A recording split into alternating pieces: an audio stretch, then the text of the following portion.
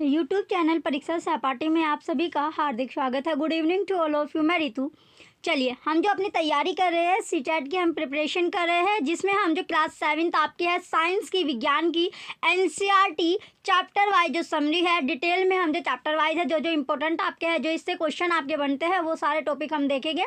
चलिए, इससे पहले हमने 8 जो चैप्टर है ऑलरेडी डिस्कस कर लिया। आज हम जो इससे नेक्स्ट वाला आपका चैप्टर है चैप्टर 9 मृदा, जो सोइल आपकी है, सोइल के बारे में डिस्कस करेंगे। चैप्टर 8 तक जो भी बच्चे अपना वीडियो देखना चाहते हैं, क्लासेज जो देखना चाहते हो, वो प्लेलिस्ट में जाकर आप देख सकते हैं। प्लेलिस्ट में आपको अलग अलग आपको प्लेलिस्ट मिलने वाली है, जहाँ पर आपको क्लास 6 की अलग, आपको जो साइंस वाली है एनसीईआरटी की अलग आपको प्लेलिस्ट मिलेगी, और क्लास 7th की साइंस की आपको अलग प्लेलिस्ट आपको मिल जाएगी। दोनों जो प्लेलिस्ट आपको अलग अलग आपको मिलने वाली है, जिससे आपको कंफ्यूजन ना हो, और आप जो क्लास 6 के अलग आप पढ़ सकते हो और 7th के आप अलग पढ़ सकते हो।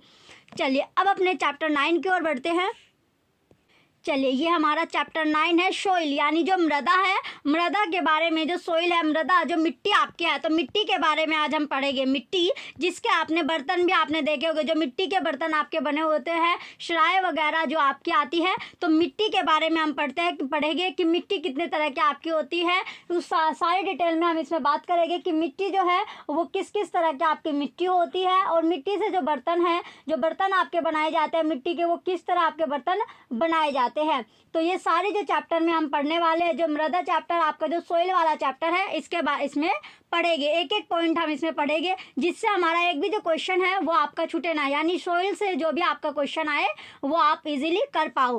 तो चलिए, पहला जो टॉपिक आपका आता है सोइल। पहले टॉपिक में क्या है? मृदा, जो मिट्टी आपकी है, मिट्टी जो मृदा है आपकी, मिट्टी यानी सोइल के बारे में हम इसमें पढ़ने वाले हैं। सोइल जो आपकी है, तो सोइल के बारे में हम डिस्कस करेंगे। सबसे पहले पॉइंट आता है कि जो मृदा है उसमें बालू और चिकनी मिट्टी का अनुपात उस मूल सेल पर निर्भर करता है जिससे उसके कण बने हैं। तो जो मृदा में जो बालू होती है, या फिर जो चिकनी मिट्टी का जो अनुपात होता है, जो रेशो होता है, उस मूल सेल पर डिपेंड करता है, जिससे उसके कण यानी जो पार्टिकल होते हैं, जो कण आपके बने होते हैं। कण यानी, कण का मतलब है पार्टिकल आपके होते हैं। कण क्या, जो पार्टिकल होते हैं, तो पार्टिकल पर आपके बने होते हैं। जैसे सेल, कणों और ह्यूमस का मिश्रण क्या है? मृदा कहलाता है। जो सेल के जो पार्टिकल होते हैं, सेल कण होते हैं, उन्हें क्या यानी, और ह्यूमस का जो ह्यूमस है उसका जो मिश्रण होता है, जो मिक्सचर होता है, उसी को मृदा या सोइल आपका बोला जाता है।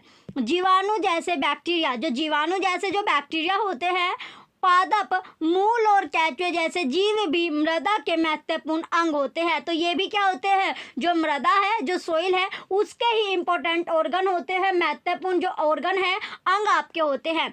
तो जो आपने पादप, मूल देखा होगा, जो केंचुए आप देखते हैं, जो केंचुए आप देखते हैं, अर्थवर्म जो होता है वो आप देखते हैं, तो केंचुए जो होते हैं, ये सब भी क्या होता है? जो मृदा है, जो सोइल है, उसके ही इंपॉर्टेंट ऑर्गन होते हैं। अब आता है नेक्स्ट पॉइंट कि मृदा, मिट्टी सबसे महत्वपूर्ण प्राकृतिक संसाधनों में से एक है। जो मृदा है, जो मिट्टी आपकी होती है, जो सोइल है, वो सबसे महत्वपूर्ण जो नेचुरल रिसोर्सेज आपका, जो प्राकृतिक जो संसाधन है, नेचुरल रिसोर्सेज में से एक आपका है। कौन? जो मृदा होती है, जो सोइल आपकी है। आगे है पॉइंट कि यह पादपों की, जो पादप होते हैं, जो पेड़ पौधे आपके, जो प्लांट्स होते हैं, उनकी जो जड़ होती है, जो जड़ है उसकी दृढ़ता से थाम रखकर, क्या रखकर? थाम, यानी दृढ़ता से ये इसको थामे रखता है, तथा उन्हें जल और पोषक तत्वों की आपूर्ति करके उनकी वृद्धि में सहायता करता है। कौन करता है सहायता? जो मिट्टी होती है, जो आपकी जो सोइल है, वो इसकी हेल्प करती है। तो पादपों की जड़ों जो होती है, जो जड़ है, उसको ये दृढ़ता से थामे रखकर, और उन्हें जो जल होता है, जो वाटर की आवश्यकता होती है, ये जो पोषक होते हैं, जो न्यूट्रिएंट के, उनको हेल्प चाहिए, तो वो सारी जो हेल्प यानी उनकी वृद्धि, जो ग्रो करने में उनकी हेल्प कौन करते हैं? सोइल करती है। जो मिट्टी है वो हेल्प करती है। अगला पॉइंट है, यह अनेक जीवों का आवास है। तो इसमें क्या होता है? जो अनेक जो जीव होते हैं, उनका ये आवास होता है, उनके रहने की जगह होती है। कौन? जो मिट्टी है, जो सोइल है, जिस चैप्टर यानी चैप्टर का नाम ही आपका सोइल, मृदा, जो मिट्टी आपका चैप्टर का नाम है, तो मिट्टी के बारे में हम डिटेल में इसमें पढ़ेंगे। तो जीवों का जो आवास होता है वो भी आपका मिट्टी है, सोइल आपका होता है। कृषि के लिए मृदा अनिवार्य है, यानी अगर आप कृषि करना चाहते हो, खेती आप करोगे, तो खेती के लिए भी आपको मृदा चाहिए, सोइल आपको चाहिए। सोइल ही क्या उसके लिए अनिवार्य होती है, इंपॉर्टेंट आपकी होती है। कृषि हम सभी को भोजन, जो कृषि है, जो एग्रीकल्चर होती है, तो कृषि क्या है, हम सभी को भोजन देते हैं। फूड जो हम खाते हैं वो भोजन है।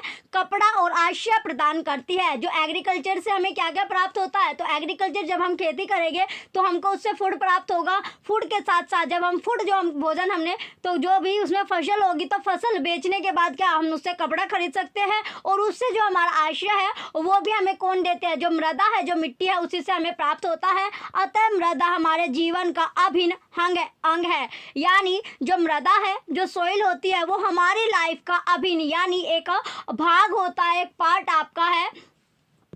पहली वर्षा के बाद जब पहली जो रेन होती है, पहली जो वर्षा आपकी होती है, पहली बारिश होती है, उसके बाद क्या होता है, तो जब रेन आपकी होगी उसके बाद, यानी आफ्टर की इसमें बात की गई है कि रेन के बाद क्या होता है, यानी मृदा की जो सौंधी गंध है वो सदैव क्या होती है, ताजगी भर देती है। वो ताजगी भर देती है। जब पहली बारिश हो जाती है उसके बाद जो सोइल है उसमें सौंधी गंध सदैव उसमें ताजगी भर जाती है। क्या भर जाती है, ताजगी उसमें भर जाती है। अब आता है आपका नेक्स्ट पॉइंट कि मृदा जो है वो जीवन से भरपूर है। जो सोइल है वो किससे भरपूर है, तो सोइल जो है, जो मृदा है, वो जीवन से भरपूर है। इसे हम इंग्लिश में इंग्लिश में इसको बोलते हैं सोइल टीमिंग विद लाइफ। तो सोइल जो है, सोइल जो मिट्टी है वो टीमिंग विद लाइफ, यानी टीमिंग माने होता है भरपूर, तो विद यानी किसके साथ, जीवन, टीमिंग विद लाइफ,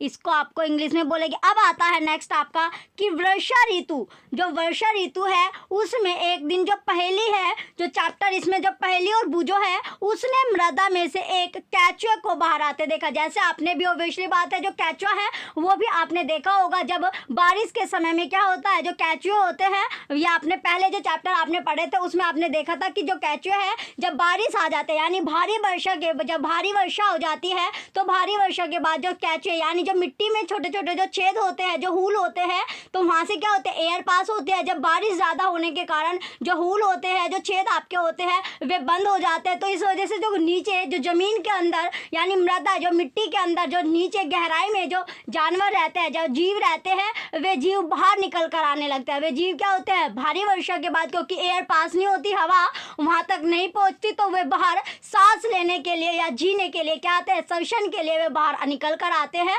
भारी वर्षा के कारण। तो इसी तरह आपके जो केचुए होते हैं, जो केचुए हैं वो भी बाहर आ जाते हैं। अब आपका आगे है कि क्या मृदा के अंदर क्वेश्चन बनता है कि क्या जो मृदा है, जो मिट्टी है, उसके अंदर और भी जीव रहते हैं। आइए हम इसका पता लगाते हैं। तो जो मृदा के अंदर जो जीव है वो और भी ज़्यादा आपके रहते हैं। अब आपका है कि विभिन्न स्थानों से, जो विभिन्न स्थान होते हैं, जो प्लेस आपके हैं डिफरेंट, तो वहाँ से मृदा के कुछ नमूने एकत्रित कीजिए। तो वहाँ से आपने जो सोइल है, जो मृदा है, उसके कुछ आपको पार्टिकल लेने हैं, कुछ नमूने जो होते हैं, तो कुछ सैंपल को आपको कलेक्ट करना है। जैसे सैंपल आपका हो जाता है तो कुछ सैंपल आपको कलेक्ट करने हैं और उनको ध्यानपूर्वक आपको देखना है, तो उनको केयरफुली आपको देखना है। सबसे पहले आता है जो मृदा का जो स्रोत है, जो सोइल का जो सोर्स होगा, जो स्रोत होता है, जैसे आपका पादप यानी जो पौधे होते हैं, या दूसरा आपका जो जंतु होते हैं, तो एनिमल्स जो है वो आपको देखना है। तो सबसे पहले हम लेंगे बगीचे की मृदा। जो बगीचा आपका होता है, तो बगीचे की मृदा आपको लेनी है, मिट्टी आपको लेना है। जहाँ पर घास होते हैं, कुछ पेड़ पौधे भी आप लगाए हुए होते हैं बगीचे में, इसके जो जंतु वहाँ पर मिलेगा, चींटी आपको मिलती है, चींटी आपको मिलेगी। उसके साथ साथ जो चींटी हो गए, मकोड़े आपके हो गए, ये सब वहाँ पर आपको मिलेंगे। दूसरा हो गया मृदा का यानी सोइल का जो सोर्स होता है, हम ले लेंगे सड़क किनारे की जो मृदा। सड़क के किनारे जैसे मृदा होती है, मिट्टी होती है, यानी बीच जो सड़क के आसपास की जो जगह होती है, जो फुटपाथ आपकी होते हैं सड़क के किनारों पर, तो वहाँ की बात इसमें की गई है। तो सड़क के किनारे की हमें सोइल लेनी है, जहाँ पर कुछ घास आपको मिलेगी, साथ साथ कुछ पेड़ पौधे भी आपको मिलते हैं, और तो वहाँ पर भी आपको कुछ जो जंतु मिलेंगे, चींटी, मकोड़े, इस तरह के जो छोटे छोटे जो जीव होते हैं, वो भी आपको सड़क के किनारे मिल जाएंगे। तो वहाँ से आपको जो मिट्टी है वो कलेक्ट करनी है। तो ये दो तरह की या इससे ज़्यादा भी आप जो टेस्ट अपना कर सकते हो, सैंपल के तौर पर आपको कुछ मृदा या सोइल आपको एक करनी है, कलेक्ट आपको करनी है। अब आता है नेक्स्ट आपका इसके लिए क्या करना है आपको, जब आप इसे कलेक्ट करोगे तो हैंड लेंस, जो आवर्धक लेंस होता है, कौन सा लेंस, जो आवर्धक जो लेंस है वो आपको लेना है। तो आवर्धक जब लेंस आप ले लोगे, आवर्धक जो लेंस है उसे लेना है। देन आवर्धक लेंस लेने के बाद उसका जो उपयोग कर सकते हैं। फिर प्रत्येक नमूने का जो नमूना है, जो सैंपल आपने लिया है, उसका ध्यानपूर्वक निरीक्षण कर अपने प्रशिक्षणों जो सारणी में जैसे आपने जो लिखा, ये आपका जो soil from the road side, यानी रोड साइड आपको मिट्टी लेनी थी, रोड साइड की क्या लेनी थी, मिट्टी आपको कलेक्ट करनी थी। इसके साथ साथ जो आपका है रोड साइड आपने ले ली, देन आपको जो लेना था बगीचे की आपने मिट्टी ली थी, जहाँ पर आपको प्लांट मिले, घास आपको मिली, अंट मिला, ये सब आपको मिला था। तो यही इसमें आपका था। अब आता है आपका नेक्स्ट कि जो परीक्षण आपने जो टेस्ट किया है उसके बारे में जो आपके फ्रेंड है, जो मित्र होते हैं, उससे भी आप डिस्कस कर सकते हो, यानी जो मित्र आपके हैं, जो फ्रेंड्स होते हैं, उसके साथ उससे भी आप चलिए उसके बाद आपने जो डिस्कशन करा, देन आता है क्वेश्चन आपका कि क्या आपके मित्रों द्वारा एकत्रित किए गए नमूने आपके द्वारा एकत्रित किए गए नमूने जैसी है। तो क्वेश्चन आपसे बनता है कि जो आपके फ्रेंड है, जो आपके मित्र हैं, उन्होंने जो सैंपल लिया है, जो उन्होंने मिट्टी का सैंपल लिया है, तो उन्होंने जो सैंपल लिया है और जो आपने जो सैंपल लिया है, दोनों के जो नमूने यानी जो दोनों के जो सैंपल है वो एक जैसे है, ये इसमें पूछा गया है। अब आता है कि जो बुझो है और जो पहेली है, जिन्होंने क्वेश्चन पुटअप किया था, जिन्होंने क्वेश्चन पूछा था कि अनेक प्रकार से मृदा का उपयोग किया है, क्या यानी अनेक प्रकार से मृदा जो सोइल है उसका यूज किया गया है, उन्हें उसमें क्या है, जो बुझो और पहेली थे उन्हें उसमें खेलना पसंद आया। यह वाकई क्या था, बहुत मनोरंजक था, एंटरटेनमेंट आपका था। जैसे आप जो मिट्टी आती है तो मिट्टी से आप भी खेलते हो, अब तो जो मिट्टी आपकी, तो मिट्टी से आप भी खेले होगे, यानी जब आप छोटे होगे तो तब आपने भी मिट्टी से खेला होगा। तो अब आता है नेक्स्ट क्वेश्चन कि मैं जानना चाहती हूँ, मैं क्या इसमें क्वेश्चन आता है अब आपका नेक्स्ट कि मैं जानना चाहती हूँ कि सड़क के किनारे और बगीचे से एकत्रित किए गए नमूने में मुझे प्लास्टिक की वस्तु और पॉलीथीन की थैलियों के कुछ टुकड़े क्यों मिले थे। तो क्वेश्चन इसमें पूछा गया है कि मुझे जो पहेली और बुझो है वो जानना चाहते हैं। तो इसमें जो बुझो है वो जानना चाहती हैं, क्या जानना चाहते हैं, जो आपने सड़क के किनारे से जो सैंपल यानी मिट्टी का जो सैंपल कलेक्ट किया था और जो बगीचे से मिट्टी का सैंपल आपने कलेक्ट किया था, तो उसमें क्या मिला, प्लास्टिक की जो वस्तुएं होती है, जो सब्सटेंस आपके हैं, तो उनकी प्लास्टिक की सब्सटेंस उसको मिले, वस्तुएं उसको मिली। उसके साथ साथ जो पॉलीथीन आपके होते हैं, जो आप यूज़ करते हो पॉलीथीन जो है, तो उनकी पॉलीथीन की जो थैलियाँ उसके भी कुछ टुकड़े उसको वहाँ पर मिले, तो कुछ जो टुकड़े हैं वो उसको वहां से मिले, तो सोइल सैंपल में इसको मिला। तो अब इसमें पूछा गया है जो पीस है यानी टुकड़े हैं वो वहां से क्यों मिले, तो क्यों मिले थे इसका जवाब है, पहला आता है कि पॉलीथीन की थैलियाँ और प्लास्टिक मृदा को प्रदूषित करते हैं। जो पॉलीथीन की जो थैलियाँ आप यूज करते हो, ये आपने जो पॉल्यूटेड चैप्टर है उसमें भी पढ़ोगे। इससे पहले जो हम चैप्टर में ऑलरेडी डिस्कस कर चुके हैं, जो हम डेली आप क्लास कर रहे होगे, तो आपको पता होगा कि जो पॉलीथीन की थैलियाँ और जो प्लास्टिक होती है वो मृदा यानी जो सोइल है उसको क्या करते हैं, पॉल्यूटेड आपकी करती है। ये मृदा में रहने वाले जीवों को भी हानि पहुंचाते हैं। जो मृदा में जीव रहते हैं, जैसे अभी आपने केंचुआ देखा, तो केंचुआ भी क्या है, मृदा में रहता है, मिट्टी में आपका रहता है, तो इसे भी क्या है, हानि पहुंचाते हैं, नुकसान पहुंचाते हैं, क्षति इन्हें पहुंचाते हैं। इनके लिए क्या है, ये हार्मफुल है, जो इसे पॉल्यूटेड यानी जब ये प्रदूषित हो जाएगी तो मृदा में जो जीव रहते हैं उन्हें श्वसन लेने में यानी सांस लेने में भी उन्हें दिक्कत होगी, उन्हें भी क्या है, पॉल्यूटेड आपका हार्मफुल आपको उनके लिए है। एज नेक्स्ट पॉइंट है कि पॉलीथीन की जो थैलियाँ और प्लास्टिक की वस्तुओं के उपयोग पर प्रतिबंध की मांग की जा रही है। तो जो पॉलीथीन और की जो थैलियाँ है, जो पॉलीथीन बैग आप यूज करते हो उन पर, और जो प्लास्टिक की जो वस्तु है उनके उपयोग यानी उन्हें यूज ना करने के लिए क्या लगाया जाए, प्रतिबंध लगाने की जो मांग है, डिमांड जो है वो बन रही है, यानी जो डिमांड है वो है आपकी, तो डिमांड चल रही है कि जो पॉलीथीन के जो बैग है या फिर जो प्लास्टिक की जो वस्तु है उनका जो निर्माण है वो बंद किया जाए, उन्हें यूज करना बंद कर दिया जाए, इसकी जो डिमांड आ रही है। आगे आता है नेक्स्ट पॉइंट, अनेक प्रकार के अपशिष्ट, जो अनेक प्रकार के जो अपशिष्ट पदार्थ है, रसायन तथा पीड़कनाशी मृदा को प्रदूषित करते हैं। जो आप अनेक तरह के जो अपशिष्ट पदार्थ जो आप यूज करते हो, जो केमिकल्स आप यूज करते हो, तो वेस्ट प्रोडक्ट आपका हो गया, और जो केमिकल्स आप यूज करते हो या जो पीड़कनाशी यानी जो पेस्टिसाइड आप यूज करते हो, उन वे सब भी क्या, जो सोइल आपके जो मिट्टी है उनको पॉल्यूटेड करते हैं, उनको प्रदूषित करते हैं।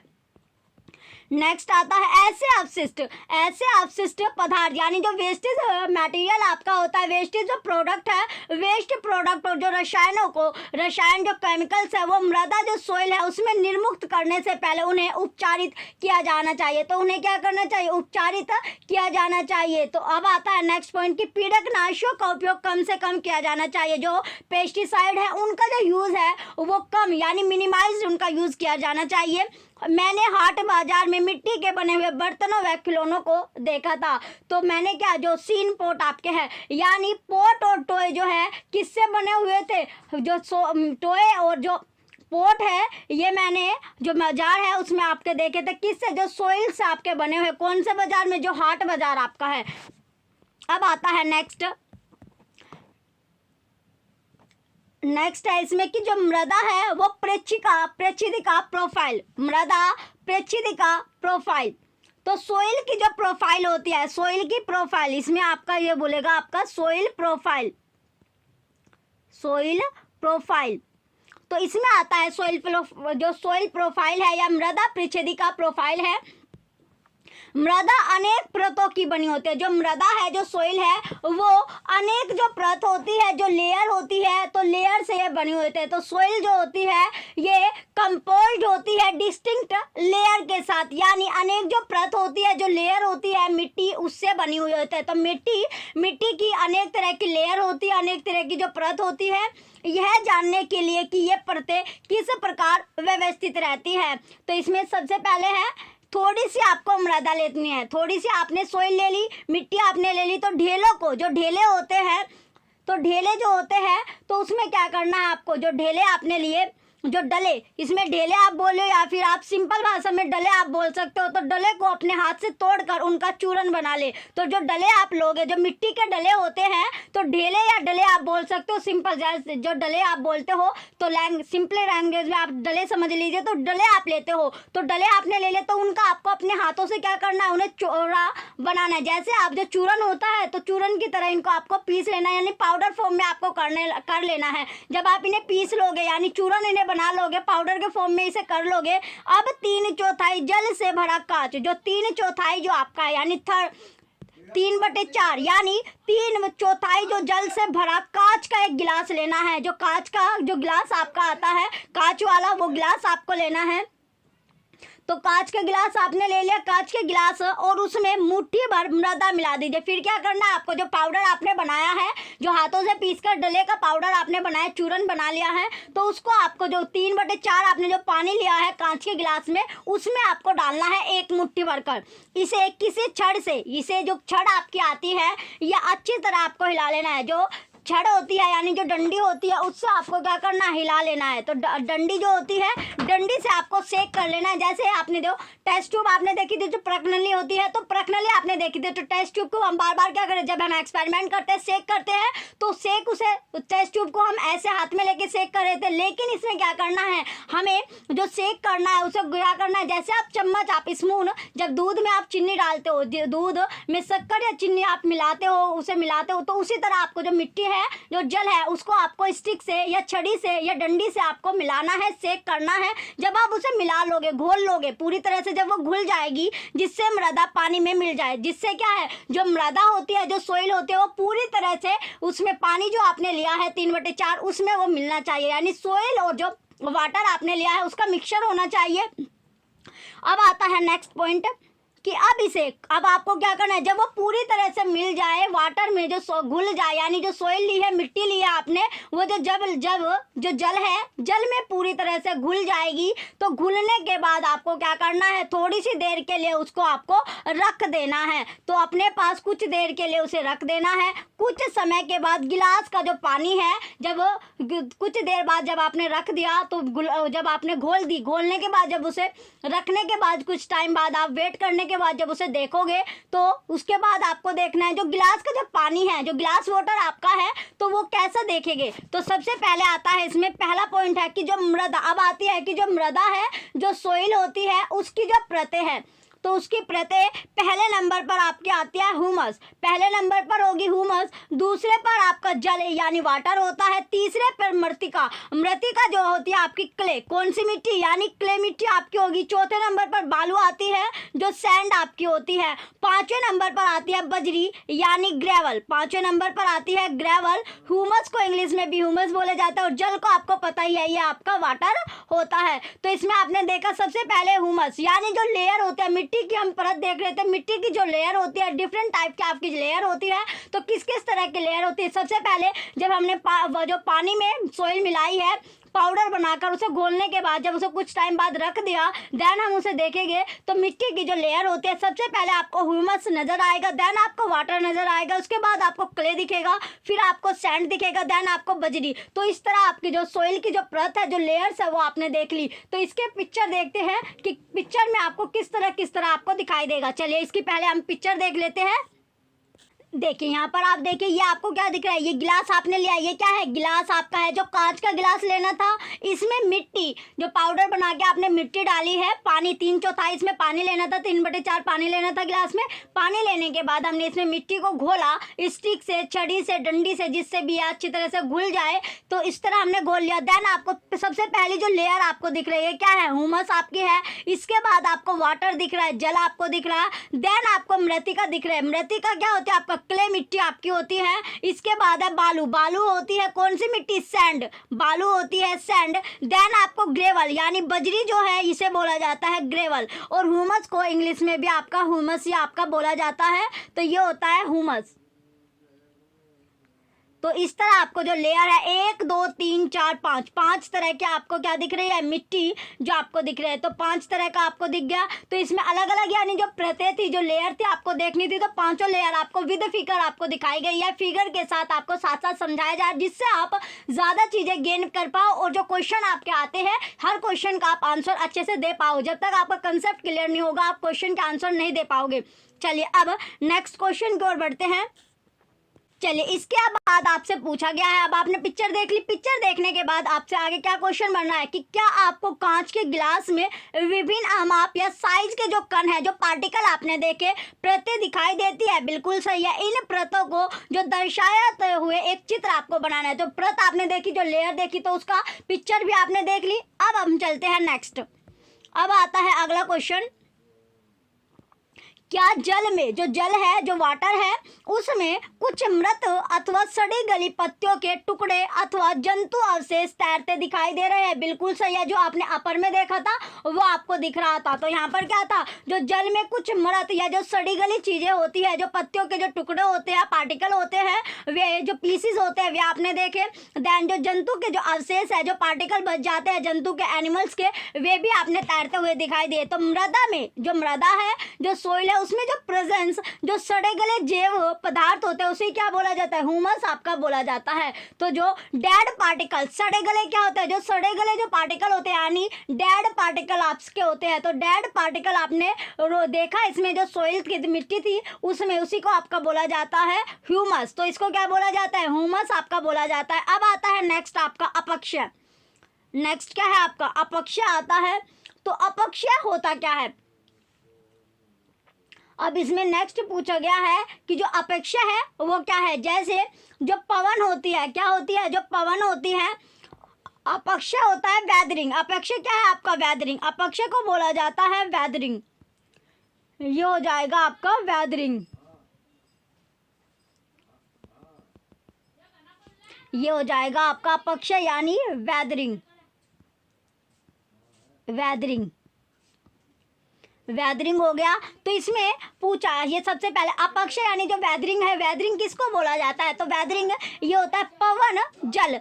पवन हो गया, जल आपका हो गया, और जलवायु की क्रिया से जो सैल है, यानी जो चट्टानों के टूटने पर जो मृदा है, जो सोइल है, उसका जब निर्माण होता है, यह प्रक्रम, यह प्रोसेस ही आपका अपक्षय या वेदरिंग कहलाता है। तो ये प्रोसेस ही आपका क्या कहलाता है, जब जो ब्रेकिंग होता है, क्या जो रॉक्स होते हैं, जो चट्टान आपके होते हैं, रॉक्स, जो चट्टान होती है, ये क्या बोले जाती है, आपकी रॉक्स होती है। तो इनमें जो एक्शन आता है, यानी किसमें, जो पवन होते हैं, विंड, वाटर और क्लाइमेट, इसमें आपका हो जाएगा। पवन होती है आपकी विंड, पवन क्या हो जाएगी, विंड हो गया। जल आपको पता ही है, वाटर बोलता है। और जो जलवायु है, जलवायु को बोला जाता है आपका क्लाइमेट। ये क्या हो जाएगा आपका क्लाइमेट हो गया। तो इस प्रोसेस को ही क्या बोला जाता है, जो प्रोसेस होता है जिससे जो चट्टाने के टूटने पर जो मृदा का निर्माण होता है, उस प्रोसेस को ही वेदरिंग या अपक्षय बोला जाता है। किसी मृदा की प्रकृति उन सैलों पर निर्भर करती है जिनसे इसका निर्माण हुआ है, और यह उन वनस्पतियों की किस्मों पर भी निर्भर करती है जो इसमें उगते हैं। तो जो मृदा की जो प्रकृति है, जो सोइल का जो नेचर होता है, वो उन जो सेल होती है उन पर डिपेंडेंट होता है। तो उन पर क्या होता है, डिपेंड होता है, डिपेंडेंट होता है। जिनसे जो सेल यानी जो रॉक आपकी होते हैं, रॉक्स पर यह डिपेंड होती है, जिनसे इसका क्या हुआ है, निर्माण हुआ है। और यह उन वनस्पतियों की जो किस्म होती है उस पर भी डिपेंडेंट करता है जिसमें ये उगती है। अब आता है नेक्स्ट आपको अगला पॉइंट है मृदा प्रच्छेदिका। इसके बाद आती है जो मृदा प्रच्छेदिका आपका है। तो मृदा प्रच्छेदिका होता क्या है, अब है मृदा प्रच्छेदिका यानी सोइल की जो प्रोफाइल आपके होते हैं। मृदा प्रच्छेदिका आपका होता है, इंग्लिश में अभी आपको नाम बताया था, सोइल प्रोफाइल। तो सोइल प्रोफाइल किसको बोला जाता है, सोइल प्रोफाइल। तो इसमें मृदा की विभिन्न परतों से गुजरती हुई ऊर्ध्वाकाट मृदा प्रच्छेदिका कहलाती है। तो जो मृदा होती है, जो सोइल होती है, उसकी जो डिफरेंट जो लेयर से वो गुजरती है उसे ही ऊर्ध्वाकाट मृदा यानी प्रच्छेदिका कहलाती है। वो क्या कहलाती है, प्रच्छेदिका आपकी कहलाती है। तो जो ऊर्ध्वाकाट आपका होता है वर्टिकल सेक्शन, कैसे सेक्शन, जो वर्टिकल सेक्शन होता है जो डिफरेंट लेयर के साथ सोइल, यही आपका क्या कहलाता है, सोइल प्रोफाइल आपका कहलाता है। अब आता है नेक्स्ट संस्तर प्रोस्थिया। अब नेक्स्ट क्या है आपका, संस्तर स्थितियां। तो संस्तर स्थितियां होती क्या है, तो संस्तर ये होती है आपकी प्रत्येक परत, जो प्रत्येक जो परत होती है, जो लेयर होती है। संस्तर स्थितियां आपका होता है होरिजन। ये क्या है आपका, होरिजन्स आपका होता है, इसको बोला जाता है होरिजन्स।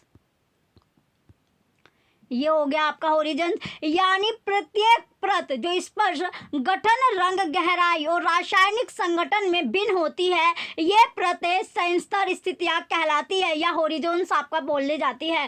तो प्रत्येक जो लेयर होती है जिसे स्पर्श यानी टच करना या जो गठन होता है ऑर्गेनाइज, या उसका जो कलर होता है, गहराई होती है, जो केमिकल संगठन उसमें होते हैं वे इसमें भिन्न होते हैं, डिफरेंट होते हैं। तो डिफरेंट जो कंपोजिशन होते हैं ये जो रेफर करते हैं, यही क्या आपका ओरिजिन्स आपका है। तो ये परतें, ये लेयर्स ही आपकी क्या बोली जाती है, होरिजन्स आपकी बोली जाती है। नेक्स्ट चलिए अब आता है आपका नेक्स्ट संस्तर, आपने देख लिया। इसके बाद आता है नेक्स्ट पॉइंट कि हम हाल ही में खोदी गई खाई के पार्श्व भाग को देखें तो हमें मृदा की भीतरी परतें भी दिखाई देगी। यदि हम जो हाल ही में यानी अभी हम जो खोदी गई जो खाई होती है, जैसे जो खाई खोदते हो तो अगर आप जो खाई है उसके पीछे जो पिछला भाग होता है यानी उसको खोदेंगे तो हमें जो मृदा है, जो सोइल है, उसकी जो भीतरी यानी जो अंदर की जो लेयर है वो भी हमें दिखाई देगी। तो अंदर की लेयर भी हमें साथ साथ उसमें दिख जाएगी। अगर हम अभी क्या कर रहे हैं, खाई खोदने लगे तो उसके अंदर का भाग हमें दिख जाएगा, जो सोइल है उसकी लेयर जो होती है, जो परतें हैं वो हम देख सकते हैं। ऐसी स्थिति में हम उस स्थान के मृदा प्रच्छेदिका का परीक्षण कर सकते हैं। तो ऐसी जो सिचुएशन होते हैं तो उस सिचुएशन में क्या कर सकते हैं हम, जो उस स्थान है, जो प्लेस आपका है जहाँ पर हमने जो खाई खोदी है, तो वहाँ पर जो मृदा प्रच्छेदिका या सोइल की जो प्रोफाइल होती है वो हम देख सकते हैं। जैसे अब जो FB अकाउंट की जो प्रोफाइल है वो आप देख सकते हो, इंस्टा की प्रोफाइल देख सकते हो। तो इसी तरह जो सोइल है उसके प्रोफाइल भी आप देख सकते हो। तो उसी तरह आप जो सोइल की जो प्रोफाइल है वो भी आप देख सकते हो।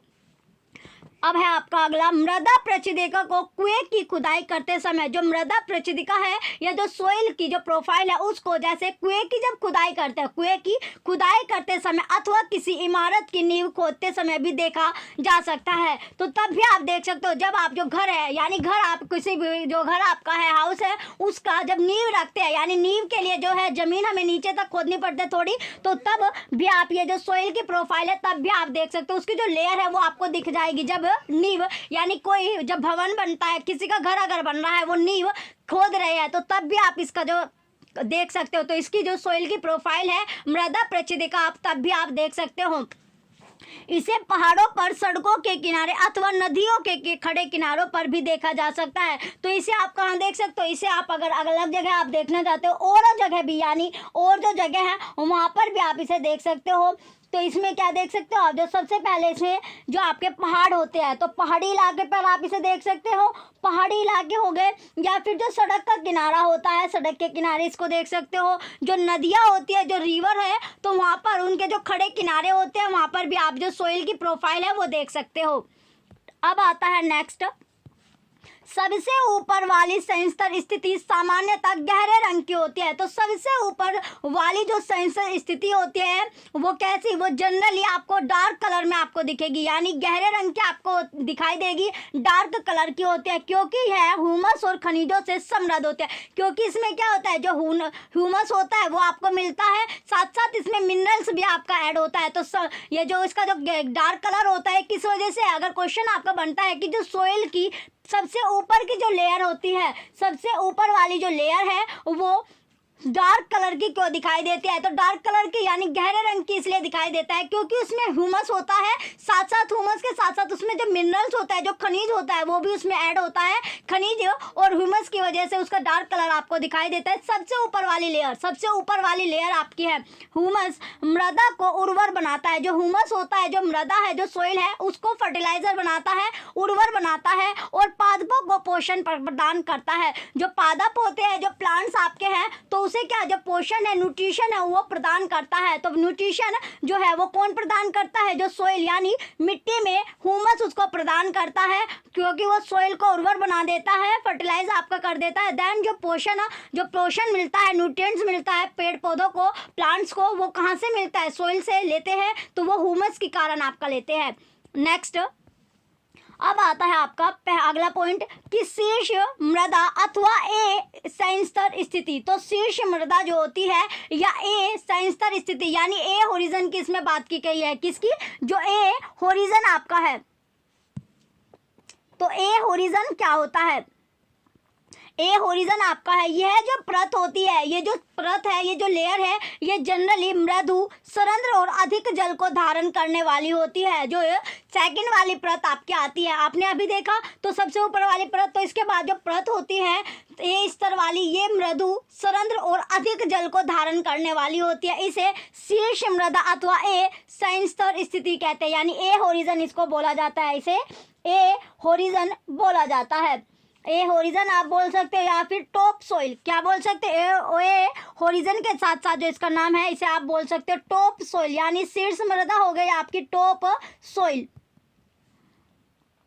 टॉप सोइल हो गई। तो टॉप सोइल जो होती है इसकी जो जनरली ये कैसे होते हैं, सॉफ्ट आपके होते हैं, सॉफ्ट यानी मुलायम, जो सॉफ्ट होती है, और इसके साथ साथ पोरस होते हैं, जो सरंध्र यानी पोरस होती है, और ये ज़्यादा जो वाटर होता है उसको रिटेन करके रखती है। तो क्या, मोर वाटर, ये कैन रिटेन मोर वाटर, यानी ये जो धारण करते हैं ज़्यादा वाटर, यानी जो ज़्यादा पानी है उसको धारण करने वाली लेयर होती है, इसे ही आपका टॉप सोइल या शीर्ष मृदा बोला जाता है। अब आता है नेक्स्ट पॉइंट कि शीर्ष मृदा कर्मियों, कृंतकछिद्रों और भृगुओं जैसे अनेक जीवों को आवास, आश्रय प्रदान करती है। जो शीर्ष मृदा होती है, जो टॉप सोइल आपकी है, तो टॉप सरफेस पर जो टॉप सरफेस आपका है, तो ये किसे किसे, जो कृंतक आपके होते हैं, क्या होते हैं, जो कृंतक होते हैं, तो कृंतक होते हैं, इसके साथ साथ जो छछूंदर होते हैं और भृगु, जो भृगु हैं, उन सभी को, उनसे जैसे जो जीव होते हैं उनको ये आवास यानी आश्रय यानी रहने की जगह देते हैं। क्या देते हैं, आश्रय यानी रहने की जगह प्रदान करते हैं, रहने की जो जगह होती है वो देते हैं। छोटे पादपों की जो जड़ें हैं वो पूरी तरह से शीर्ष मृदा में ही रहती है। जैसे जो छोटे पादप आपके होते हैं, छोटे छोटे जो पेड़ आप लगाते हो, तो पेड़ पौधे जो लगते हैं, जो उनकी जो जड़ होती है वो भी पूरी की पूरी डिपेंड किस पर रहती है, टॉप सोइल पर डिपेंड रहती है, यानी वो पूरी की पूरी टॉप सोइल में आपकी रहती है। जो ए होरिजन है वहाँ पर वो रहती है। अब आता है नेक्स्ट, अगला है आपका बी संस्तर स्थिति या मध्य परत, यानी जो बी होरिजन आपका है। बी होरिजन क्या होता है, तो बी होरिजन जो होता है, या फिर आप इसे मध्य परत यानी बी होरिजन आपका होगा, या फिर आप इसे मिडिल लेयर आप बोल सकते हो। बी होरिजन, इसके साथ साथ इसको बोल सकते हैं मिडिल लेयर, यानी मध्य परत आपकी होती है। ये क्या है, मध्य परत होती है, मिडिल लेयर इसको बोल सकते हैं। मिडिल लेयर जो मध्य परत आपकी है, बीच वाली जो परत होती है, तो इसमें शीर्ष मृदा जो टॉप सोइल है उससे नीचे की जो परत होती है, यानी टॉप सोइल के ठीक नीचे वाली जो परत होती है, जो लेयर होती है, उसमें ह्यूमस कम होता है। तो धीरे धीरे नीचे क्या होगा, जो ह्यूमस होगा वो कम होता चले जाएगा। तो नीचे वाली जो टॉप सोइल के नीचे बिल्कुल एग्जैक्ट जो आपकी लेयर होती है, जो परत होती है, उसमें ह्यूमस की आपको कमी मिलेगी, लेस आपका ह्यूमस हो जाएगा, लेकिन खनिज अधिक होते हैं। लेकिन जो खनिज होंगे, जो मिनरल्स होते हैं, वो उसमें ज़्यादा आपको मिलेंगे। मिनरल्स क्या होंगे, यानी ह्यूमस आपका कम मिला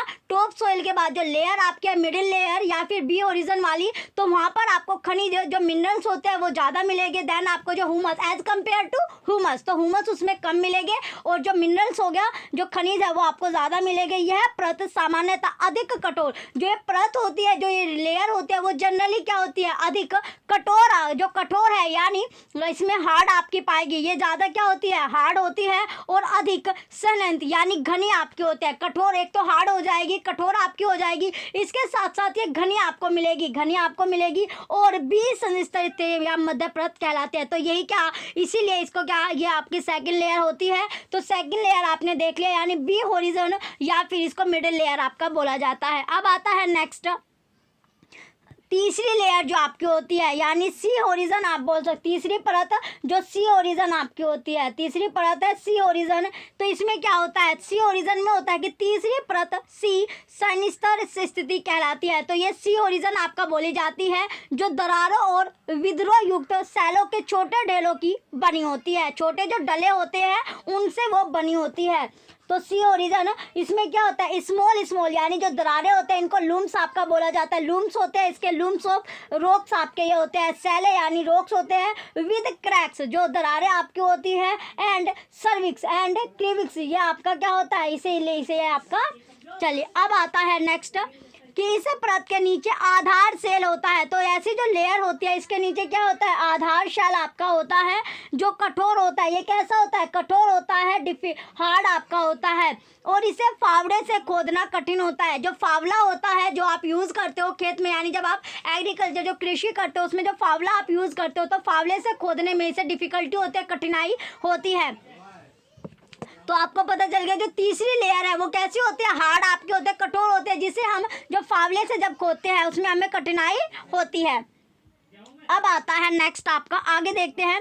चलिए अब लेयर का भी पिक्चर देख लेते हैं कि किस तरह आपको जो लेयर है वो दिखाई देती है। चलिए अब इसके पिक्चर देखते हैं कि ए ओरिजन कैसी होती है, बी ओरिजन वाली लेयर जो है वो किस तरह आपको दिखती है और सी ओरिजन वाली लेयर आपकी कैसी होती है। चलिए पिक्चर के साथ इसको देखिए, यहाँ पर आप पिक्चर देख सकते हैं, ये सोइल की प्रोफाइल आपकी है, जो मृदा पृच्छदिका आप पढ़ रहे हैं, मृदा पृच्छदिका सोइल प्रोफाइल, सोइल की जो प्रोफाइल है ये आप देख सकते हो, ये क्या है, सोइल प्रोफाइल की पिक्चर आपके है, सोइल प्रोफाइल मृदा पृच्छदिका।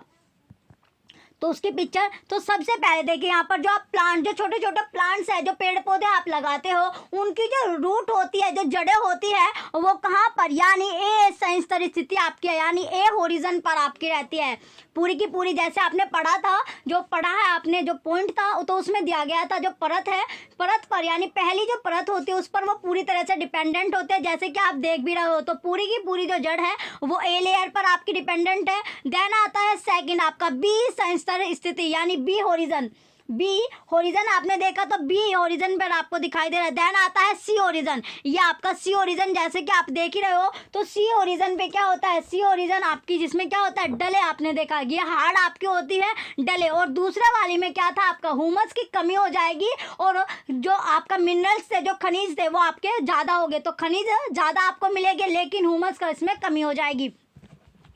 अब आपने तीसरा देखा, ये है आपकी सहस्तर स्थिति, जो आपने देखा सहस्तर स्थिति, यानी जो सी होरिजन आपका है, ये आपकी फावले से खोदनी में कठिनाई होती है। इसमें जो डले नुमा क्या होती है, इसमें दरारें आपको मिलती हैं, डले होते हैं, तो वो क्या करते हैं, यानी फावले से हम इसे इजीली नहीं खोद सकते। इसके बाद आती है सहस्तर के बाद है आधार शेल, ये होती है आधार सेल, यानी बेडरॉक आपकी है। ये कैसी होती है, बेडरॉक आपकी होती है। तो ये होती है बेडरॉक्स, तो ये इस पर बेस्ड रहती है। आधार शेल जो आपकी है बेडरॉक्स, यानी आधार रॉक्स होती है।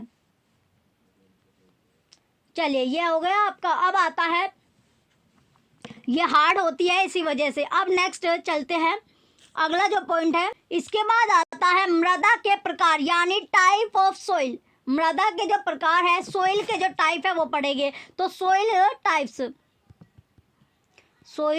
टाइप्स, तो मृदा जो है, सोइल जो है वो कितने प्रकार की आपकी होती है। तो सैलों के अपक्षय, जो सैल है, जो रोक्स आपके होते हैं, उसके जो अपक्षय होते हैं, तो अपक्षय होते हैं, तो उसमें विभिन्न पदार्थों के छोटे छोटे कण क्या होते हैं, निर्मित होते हैं। छोटे छोटे जो कण हो गए वो निर्मित होते हैं। इनमें बालू और चिकनी मिट्टी क्ले सम्मिलित होते हैं।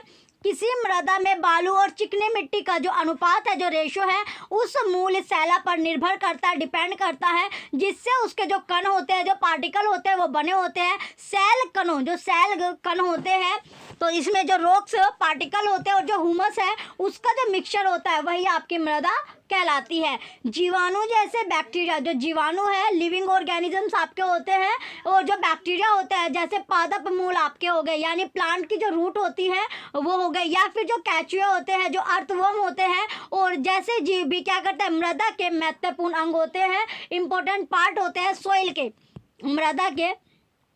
अब आता है सबसे पहले ब्लूई मृदा, जो ब्लूई मृदा आपकी होती है। सबसे पहले हम पढ़ेंगे ब्लूई मृदा के बारे में। तो ब्लूई मृदा होती कैसी है, ये आपने जैसे अभी देखा था, ब्लूई मृदा होती है यानी सैंडी सॉइल। ये कैसी सॉइल होती है आपकी, सैंडी सॉइल आपकी होती है, सैंडी सॉइल।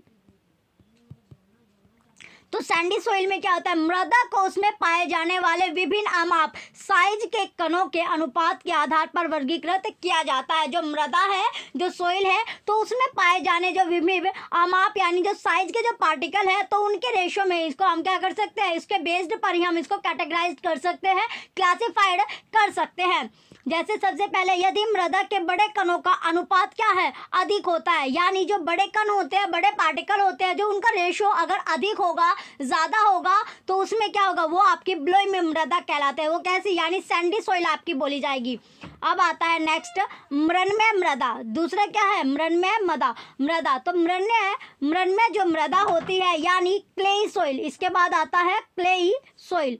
तो क्लेई सॉइल होती क्या है, क्लेई सॉइल है कि बारीक या फिर जो सूक्ष्म यानी जो माइक्रो कणों का अनुपात यानी माइक्रो पार्टिकल का जो रेशो होता है अपेक्षाकृत अधिक होता है। ये क्या होता है, अपेक्षाकृत, आगे अगर अपेक्षाकृत क्या होता है यानी उससे अधिक आपका हो जाता है, तो यह मृण्मय मृदा कहलाती है। तो ये क्या कहलाएगी, मृण्मय मृदा कहलाती है। तो इसमें जो प्रोपोर्शन, जो अनुपात होगा, जो रेशो होता है, वो फाइन जो पार्टिकल है उसका रिलेटिवली क्या हो, हायर हो जाएगा, देन ये क्लेई मिट्टी आपका कहलाएगी, मृण्मय मृदा बोली जाती है।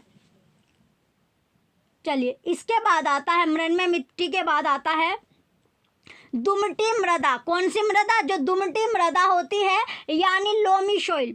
नेक्स्ट आता है लोमी सॉइल। इसके बाद है लोमी सॉइल।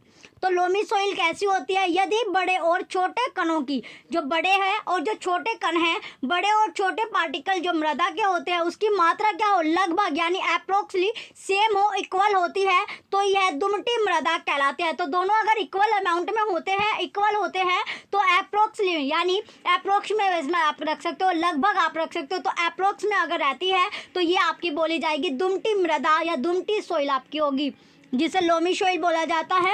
अतः मृदा का वर्गीकरण बलुई, जो मृदा का जो कैटेगराइज यानी जो सॉइल को कैटेगराइज करते हैं वो आपका बलुई, दुमटी और मृण्मय के रूप में किया जा सकता है। मृदा में कणों के अमाप का उसके गुणों पर बहुत महत्वपूर्ण प्रभाव होता है। तो जो मृदा है, जो सॉइल है, उसमें जो पार्टिकल होते हैं उनका जो पार्टिकल है, तो ये पार्टिकल का जो आधार यानी उसके जो गुण होते हैं, जो उसके गुण है उस पर बहुत ज़्यादा क्या है, इफेक्ट आपका पड़ता है, प्रभाव आपका पड़ता है। अब आपका है नेक्स्ट पॉइंट कि बालों के जो बालू है उसके जो कण है वो अपेक्षाकृत कैसे होते हैं, बड़े आपके होते हैं, ये आसानी से एक दूसरे से जुड़ नहीं पाते। तो बालू के जो कण है, जो बालू है उसके जो कण हैं वो कैसे होते हैं, बड़े होते हैं, तो ये आसानी से एक दूसरे से जुड़ नहीं पाते। तो जुड़ नहीं पाते तो इनके बीच में क्या रह जाता है, काफ़ी स्पेस रह जाता है, गैप आपका मिलेगा। तो इनके बीच में काफ़ी रिक्त स्थान यानी गैप आपको दिखाई देगा।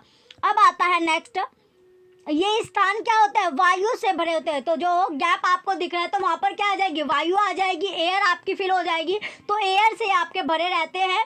अतः हम कह सकते हैं कि बालू सुवातित होता है। तो बालू कैसा होता है, सुवातित होता है।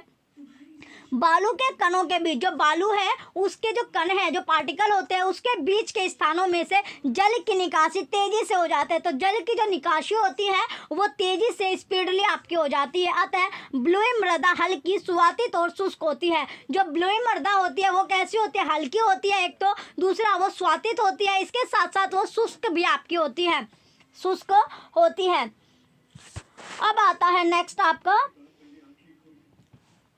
कि मृतिका चिकनी मिट्टी के जो कण है, जो मृतिका जो चिकनी मिट्टी होती है उसके जो कण होते हैं, जो पार्टिकल है वो सूक्ष्म यानी माइक्रोज होते हैं, बहुत छोटे होने के कारण परस्पर जुड़े रहते हैं। तो ये क्या, बालू आपने देखा उसमें गैप रह जाता है जहाँ पर एयर फिल हो जाती है, जिससे जो वाटर की जो निकासी होती है, और जो मृतिका जो चिकनी मिट्टी आपकी है इसके जो पार्टिकल होते हैं वो छोटे छोटे रहते हैं, जिससे ये एक दूसरे से जुड़े हुए होते हैं, और इनके बीच में क्या होता है, गैप जो होता है वो बहुत ही कम आपको दिखाई देगा, यानी गैप बहुत ही आपका रहता है। बलुई मृदा के विपरीत, जो बलुई है वो मृदा के विपरीत इनके कणों के बीच के सूक्ष्म स्थानों में जल रुक जाता है। तो इनके कणों के बीच में क्या होता है, जो जल है वो रुक जाएगा। अब आता है आपका अगला कि अतः चिकनी मिट्टी में वायु कम होते हैं। जो चिकनी मिट्टी है उसमें जो वायु होगी वो आपको कम मिलेगी, लेकिन बलुई मिट्टी जो आपकी है, बलुई जो मिट्टी होती है उसमें क्या मिलेगा आपको, उसमें जो चिकनी मिट्टी के कंपेयर में वहाँ पर हवा ज़्यादा फील होते हैं, क्योंकि उसके पार्टिकल क्या होते हैं, बड़े होते हैं, उसके जो कण होते हैं वो बड़े होते हैं, जिस कारण से वहाँ पर जो बीच में स्पेस रह जाता है और इस स्पेस में एयर यानी जो हवा होती है वो आपकी फिल हो जाती है, जिससे वहाँ पर वाटर की निकासी भी आपकी ज़्यादा होती है एज कम्पेयर टू चिकनी मिट्टी। अब आता है लेकिन यह भारी होती है क्योंकि इसमें बलुई मृदा की अपेक्षा अधिक जल रहता है। लेकिन जैसे आपने देखा जो बलुई मृदा थी वो क्या थी, हल्की आपकी थी, लेकिन यहाँ पर जो चिकनी मिट्टी है, चिकनी मिट्टी भारी होगी क्योंकि इसमें क्या होता है, जो पार्टिकल में जो वाटर आपका रहता है, यहाँ पर वाटर आपका फिल रहता है, तो वाटर के कारण क्या होता है, यहाँ आपकी भारी होगी, ये आपकी भारी होती है। अब आता है आपका अगला पॉइंट है कि पादप, जो पादप होते हैं, तो पादप इसमें देखते हैं कि पादपों को उगाने के लिए जो मृदा होती है, तो पादप को जब हम उगाते हैं उनमें जो मृदा की इसमें बात की गई है, तो मृदा इसमें देखते हैं,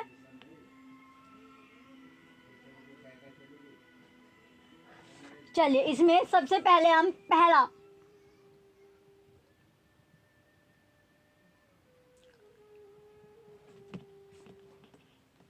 अब आता है अगला पॉइंट कि पादप जो है उसको उगाने के लिए मृदा, तो पादप को उगाने के लिए जो मृदा चाहिए, यानी चलिए सबसे पहले इसमें आता है पादप को, जब जो पेड़ पौधे आपके होते हैं, क्या होते हैं, जो पेड़ पौधे होते हैं, तो उसको उगाने के लिए क्या चाहिए, जो मृदा आपकी है, जो मृदा होती है, जो सोइल आपकी है, तो पादप को उगाने के लिए मृदा। चलिए इसमें पढ़ते हैं कि पादप को उगाने के लिए जो मृदा होती है वो कैसे आपको चाहिए। तो इसमें पादप को उगाने के लिए सबसे पहले है कि पादपों को उगाने के लिए सबसे अच्छी, जब वो पादप होते हैं, जो प्लांट्स होते हैं, जो पौधे होते हैं, उनको ग्रो करने के लिए, उनको उगाने के लिए सबसे अच्छी शीर्ष मृदा यानी दोमट आपकी है। सबसे अच्छी शीर्ष मृदा कौन सी, दोमट है। दोमटी मृदा, बालू, दोमटी जो मृदा होती है वो बालू, चिकनी मिट्टी और गाद नामक अन्य प्रकार के मृदा यानी जो सोइल है उसके कणों का मिश्रण होते हैं। तो दोमटी जो मृदा है, जो सोइल आपकी है, तो दुमटी सोइल कैसी होती है, दुमटी जो सोइल होती है ये आपकी कैसी होती है, सबसे अच्छी आपकी होती है। जो बालू, जो चिकनी और गाद नामक अन्य प्रकार की जो मृदा होते हैं, जो सोइल होते हैं, उसका मिक्सचर होता है, उसका क्या होता है, मिक्सचर होता है। गाद नदी तलों आधारों में निक्षेप के रूप में पाई जाती है। गाद कणों का माप साइज बालू और चिकनी मिट्टी के आपामों के बीच का होता है। तो इसका जो साइज होता है वो बीच का आपका रहता है, बालू का और चिकनी का। दुमटी मृदा में भी क्या होता है, हुमस होता है। तो दुमटी जो मृदा है, जो सोइल है, उसमें भी हुमस मिलता है, जिस कारण जो प्लांट्स है वो न्यूट्रिएंट्स उन्हें मिलता रहेगा। न्यूट्रिएंट यानी उन्हें जब पोषक मिलता रहेगा तो वो अच्छे से ग्रो भी कर पाएंगे। इस प्रकार की मृदा में पादपों की वृद्धि के लिए, इस प्रकार की जो मृदा होती है, जो सोइल होती है, उसमें जो प्लांट्स होते हैं, जो पौधे होते हैं, उनकी वृद्धि के लिए उचित मात्रा में जल धारण क्षमता भी होती है। तो जल धारण करने की जो क्षमता है वो भी होती है, यानी उचित मात्रा में एक क्वांटिटी में आपकी रहती है। एक्सपेरिमेंट के तौर पर अगर हम इसका एक एक्सपेरिमेंट कर सकते हैं तो एक्सपेरिमेंट में क्या लेंगे, मृण्मय, दुमटी और ब्लोई मृदा के नमूने एकत्र करने हैं। तो यहाँ पर आपको जो मृण्मय है, दुमटी है और जो ब्लोई मृदा जो सोइल होते हैं उसके जो सैंपल है वो आपको कलेक्ट करना है। तो सैंपल आपने लेने हैं कौन कौन सी मिट्टी के, यानी क्लेई हो गए, लोमी होगा और सैंडी सोइल का आपका सैंपल लेना है। जैसे ही आपने सैंपल कलेक्ट कर लिया, इसके बाद किसी एक नमूने में से मुट्ठी भर मृदा लीजिए। फिर क्या करना है आपको, कोई सा भी एक जो नमूना है, फिर आपने इन्हें कलेक्ट करने के बाद किसी भी एक नमूना या सैंपल के आपको मिट्टी भर क्या लेनी है, मृदा लेनी है, सोइल आपने ले ली मुट्ठी में अपनी। तो इसमें से कंकड़, पत्थर, घास के तिनकों आदि को निकाल लीजिए। फिर क्या, जो मिट्टी में आपके कंकड़ होते हैं, छोटे छोटी जो कंकड़ आपको इसमें मिलते हैं वो आपको निकाल लेना है, पत्थर होते हैं वो भी निकाल लेना, नहीं जो सिर्फ मिट्टी आपको, यानी इसमें जो पार्टिकल आपके हो गए जो ऐड होते हैं, जो वेस्टेज जैसे कंकड़, पत्थर वगैरह, घास के तिनके वगैरह इसमें रहते हैं मिट्टी में, वो आपको अलग कर लेना है। अब इसमें बूंद बूंद करके जल डालकर इसे गूंथ लीजिए। फिर क्या करना है, जैसे आपने जब आप छोटे थे तो मिट्टी से क्या करते थे, खेलते थे, तो मिट्टी से उसी तरह क्या है, जो सब जब पहले हम जो खेलते थे उसी तरह का इसका जो करना हमें। तो मिट्टी से जब आप खेल के, यानी खेलने के जो सामान अपने बनाते थे, तो उसी तरह से जैसे आप जब कोई भी आपका जो मिट्टी से कोई भी सामान आप बनाते थे खेलने के लिए, तो जब खेलने के लिए जब सामान बनाते थे उसमें क्या, जो कंकड़ पत्थर आता था या घास के तिनकों से अलग कर लेते थे, तो उसी तरह इसको अलग करने के बाद इसको हल्के हल्के जल, यानी जैसे आटा गूंथते हैं थोड़े थोड़ा जल डालकर, उसी तरह क्या करना है आपको, आटे की तरह ही इसको आपको जो मिट्टी आपने ली है वो हल्का हल्का यानी बूंद बूंद करके आपको जल इसमें डालना है, ड्रॉप ड्रॉप यानी एक एक बूंद करके इसमें हल्का हल्का थोड़ा थोड़ा पानी करके इसको आपको गूंथ लेना है अच्छे से, जैसे आटा आप गूंथ लेते हो उसी तरह से आपको मिट्टी है वो गूंथनी है। जब आपने ये गूंथ ली उसके बाद केवल इतना जल डालें, आपको सिर्फ इतना जल डालना है, इतना अमाउंट में आपको वाटर लेना है कि इससे मृदा का गोला बनाया जा सके। जैसे रोटी बनाने के लिए आप जो रोटी बनाने के लिए जो आप गोल गोल से आप बनाते हो उसी तरह आपको लेना है, लेकिन ध्यान रहे कि यह चिपचिपा नहीं होना चाहिए लेकिन आपको ये भी ध्यान रहना चाहिए जो मिट्टी है वो इस तरह, यानी ज़्यादा भी उसमें आपको पानी ऐड नहीं करना, वाटर ऐड नहीं करना कि जिससे वो चिपके नहीं, यानी आपको चिपचिपापन भी उसमें नहीं रखना है। इस तरह यानी अच्छे से आपको उसे मृदा जो सोइल है उसको आपको घोलना है, जिससे जो ऐसे आपकी जो आटे की जो पेड़ी होती है वो बन जाती है, जो आपके जो जिस पर आप जैसे आप बेलन पर आप जो चकला होता है उस पर जो अपनी चलिए जैसे आप जो आटे के लिए जो पेड़ी बनाते हो, तो आटे की जब हमने पेड़ी बना ली अपनी, जब आटा आपने गूंथ लिया, आटे को गूंथने के बाद उसकी पेड़ी बनाते हैं। पेड़ी बनाने के बाद जब हम उसे चकले पे रखते हैं बेलने के लिए, तो उसी तरह क्या करना, उसी तरह का आपको आटा रखना है जिससे जो चकले पर आपको जो चिपकता नहीं, यानी जो चकला होता है चकले बेलन पर वो चिपकता नहीं तो बार बार। तो उसी तरह क्या करना है आपको, जो आटा जो आपने मिट्टी ली है जो सोइल लिया उसी तरह आपको वो गूंथनी है जिससे वो चिपके ना। तो इस तरह आपको वो जाने ज़्यादा अमाउंट में आपको जल नहीं डालना है, इस तरह इतना जल आपको डालना है जो अच्छी तरह से गुज जाए और उसकी जो पेड़ी है जो गोला होता है वो बनाया जा सके, यानी जैसे आप पेड़ी बनाते हो उसी तरह आपको वो बनाना है, गोला वो बन जाए। अब है आपका नेक्स्ट कि मृदा से जो मृदा है जो सोइल है उससे गोला बनाने का क्या करना, आपको प्रयास करना है। गोला बनाने का आपको प्रयास करना है, ट्राई आपको करना है किसी समतल सतह पर, जो समतल यानी इक्वल जो आपका सरफेस, यानी सतह जो सरफेस आपको लेना है इसे ऐसा लेना है जो सरफेस आपका क्या हो, इक्वल यानी जो आपका समतल होता है समतल आपको लेना है एक जैसा, यानी उबड़ खाबड़ आपको नहीं रखना है। जो सरफेस आपको लेना है वो ऐसा आपको सरफेस लेना है। देन आपको क्या करना है, इसके बाद जब आपने सरफेस आपने रख लिया किसी समतल सतह पर, यानी जहाँ पर आपका उबड़ खाबड़ ना हो ऐसी सतह आपको लेनी है जो बिल्कुल क्या हो आपकी समान आपकी रहती हो। इसे गोले को एक बेलन के रूप में आपको बेल लेना है। जो गोला आपने लिया है उसको आपको बेलन के रूप में यानी सिलेंड्रिकल में आपको इसे बेलना है। इस बेलन से छल्ला बनाने का प्रयास कीजिए। फिर क्या करना है, जो आपने बेलन लिया है तो बेलन से क्या बनाना है आपको छल्ला, इसे आपको इस तरह आपको प्रिपेयर करना है जिससे छल्ला बन जाए। इस क्रियाकलाप जो एक्टिविटी आप कर रहे हो ये मृदा के अन्य नमूने के साथ भी आप रिपीट कर सकते हो। जो 2 और मिट्टी आपकी है तो तीनों मिट्टी जो है, तीनों मिट्टी के साथ आप इसे रिपीट कर सकते हो सेम प्रोसेस के साथ। कोई मृदा किस प्रकार की है, क्या इसका निर्णय इस आधार पर किया जा सकता है कि उससे मनचाही आकृति बनाना कितना सुविधाजनक है। तो इस जो मेथड आपको बताया, जो कि आपने एक्टिविटी देखी, तो इस एक्टिविटी के बिहाफ पर भी आप जो मिट्टी है, जो सोइल है, उसका पता लगा सकते हो कि जो मिट्टी है, कौन सी मिट्टी आपकी अच्छी, यानी कौन सी मिट्टी अच्छी आपकी रहती है। तो मिट्टी की प्रॉपर्टीज आपको पता चल जाएगी, जो सोइल है उसकी प्रॉपर्टीज आपको पता चल जाएगी कि किस मिट्टी से हम इजीली जो है वो सामान जो टोए होते हैं वो बना पाएंगे, किस मिट्टी से नहीं बना पाएंगे। तो ये इसका आपको इजीली पता चल जाएगा। अब आपका क्वेश्चन आता है कि मैं जानना चाहता हूँ मटका और सुराही, जो मटका, जो कुम्हार होते हैं, जो मटका और सुराही बनाते हैं, मिट्टी के बर्तन जो बनाता है, तो उनसे बनाने के लिए किस प्रकार की मृदा का उपयोग किया जाना चाहिए। अगर हम मटका या सुराही, जो कुम्हार है वो कौन सी मिट्टी का यूज करते हैं, सिंपली इसमें ये पूछा गया है कि मटका और सुराही या फिर जो कुम्हार होते हैं वो जो बर्तन बनाते हैं वो कौन सी मिट्टी का यूज करते हैं बर्तन बनाने के लिए। इस क्वेश्चन का आंसर आपको लास्ट में मिलेगा। चलिए पहले हम पूरा चैप्टर जो है अपना कवर करेंगे, देन हम इस क्वेश्चन का जो आंसर है वो भी देंगे। अब आपका है नेक्स्ट कि क्या आप बता सकते हैं कि किस प्रकार की जो मृदा है वो बर्तन, खिलौने और मूर्तियां आदि बनाने के लिए सबसे उपयुक्त होती है। तो कौन सी मृदा है जो बर्तन, जो टोए आपके बनते हैं, जो खिलौने हैं वो आपके, यानी बर्तन भी बनते हैं, टोए भी आपके बनते हैं, और जो मूर्तियां बनती हैं वो कौन सी से सबसे अच्छे बनते हैं। अब आता है नेक्स्ट आपका मृदा के गुण, जो सोइल है उसके जो गुण होते हैं, तो मृदा के जो गुण होते हैं वो हम देखेंगे। तो अब आता है मृदा के गुण, यानी प्रॉपर्टीज ऑफ सोइल। सोइल की जो प्रॉपर्टीज होती है, प्रॉपर्टीज ऑफ सोइल, ये आता है प्रॉपर्टीज ऑफ सोइल। तो इसमें होता है मृदा के कुछ उपयोगों की सूची बनानी है, और अब हम मृदा के गुणों को जानने के लिए कुछ एक्टिविटी करेंगे जिससे हमें जो प्रॉपर्टीज पता चल जाए सोइल की। इससे पहले हमने जो एक्टिविटी करी है, जो एक्सपेरिमेंट करा है, जो मिट्टी वाला आपका था, वो देखते हैं। चलिए कैसे इसे गूंथना है।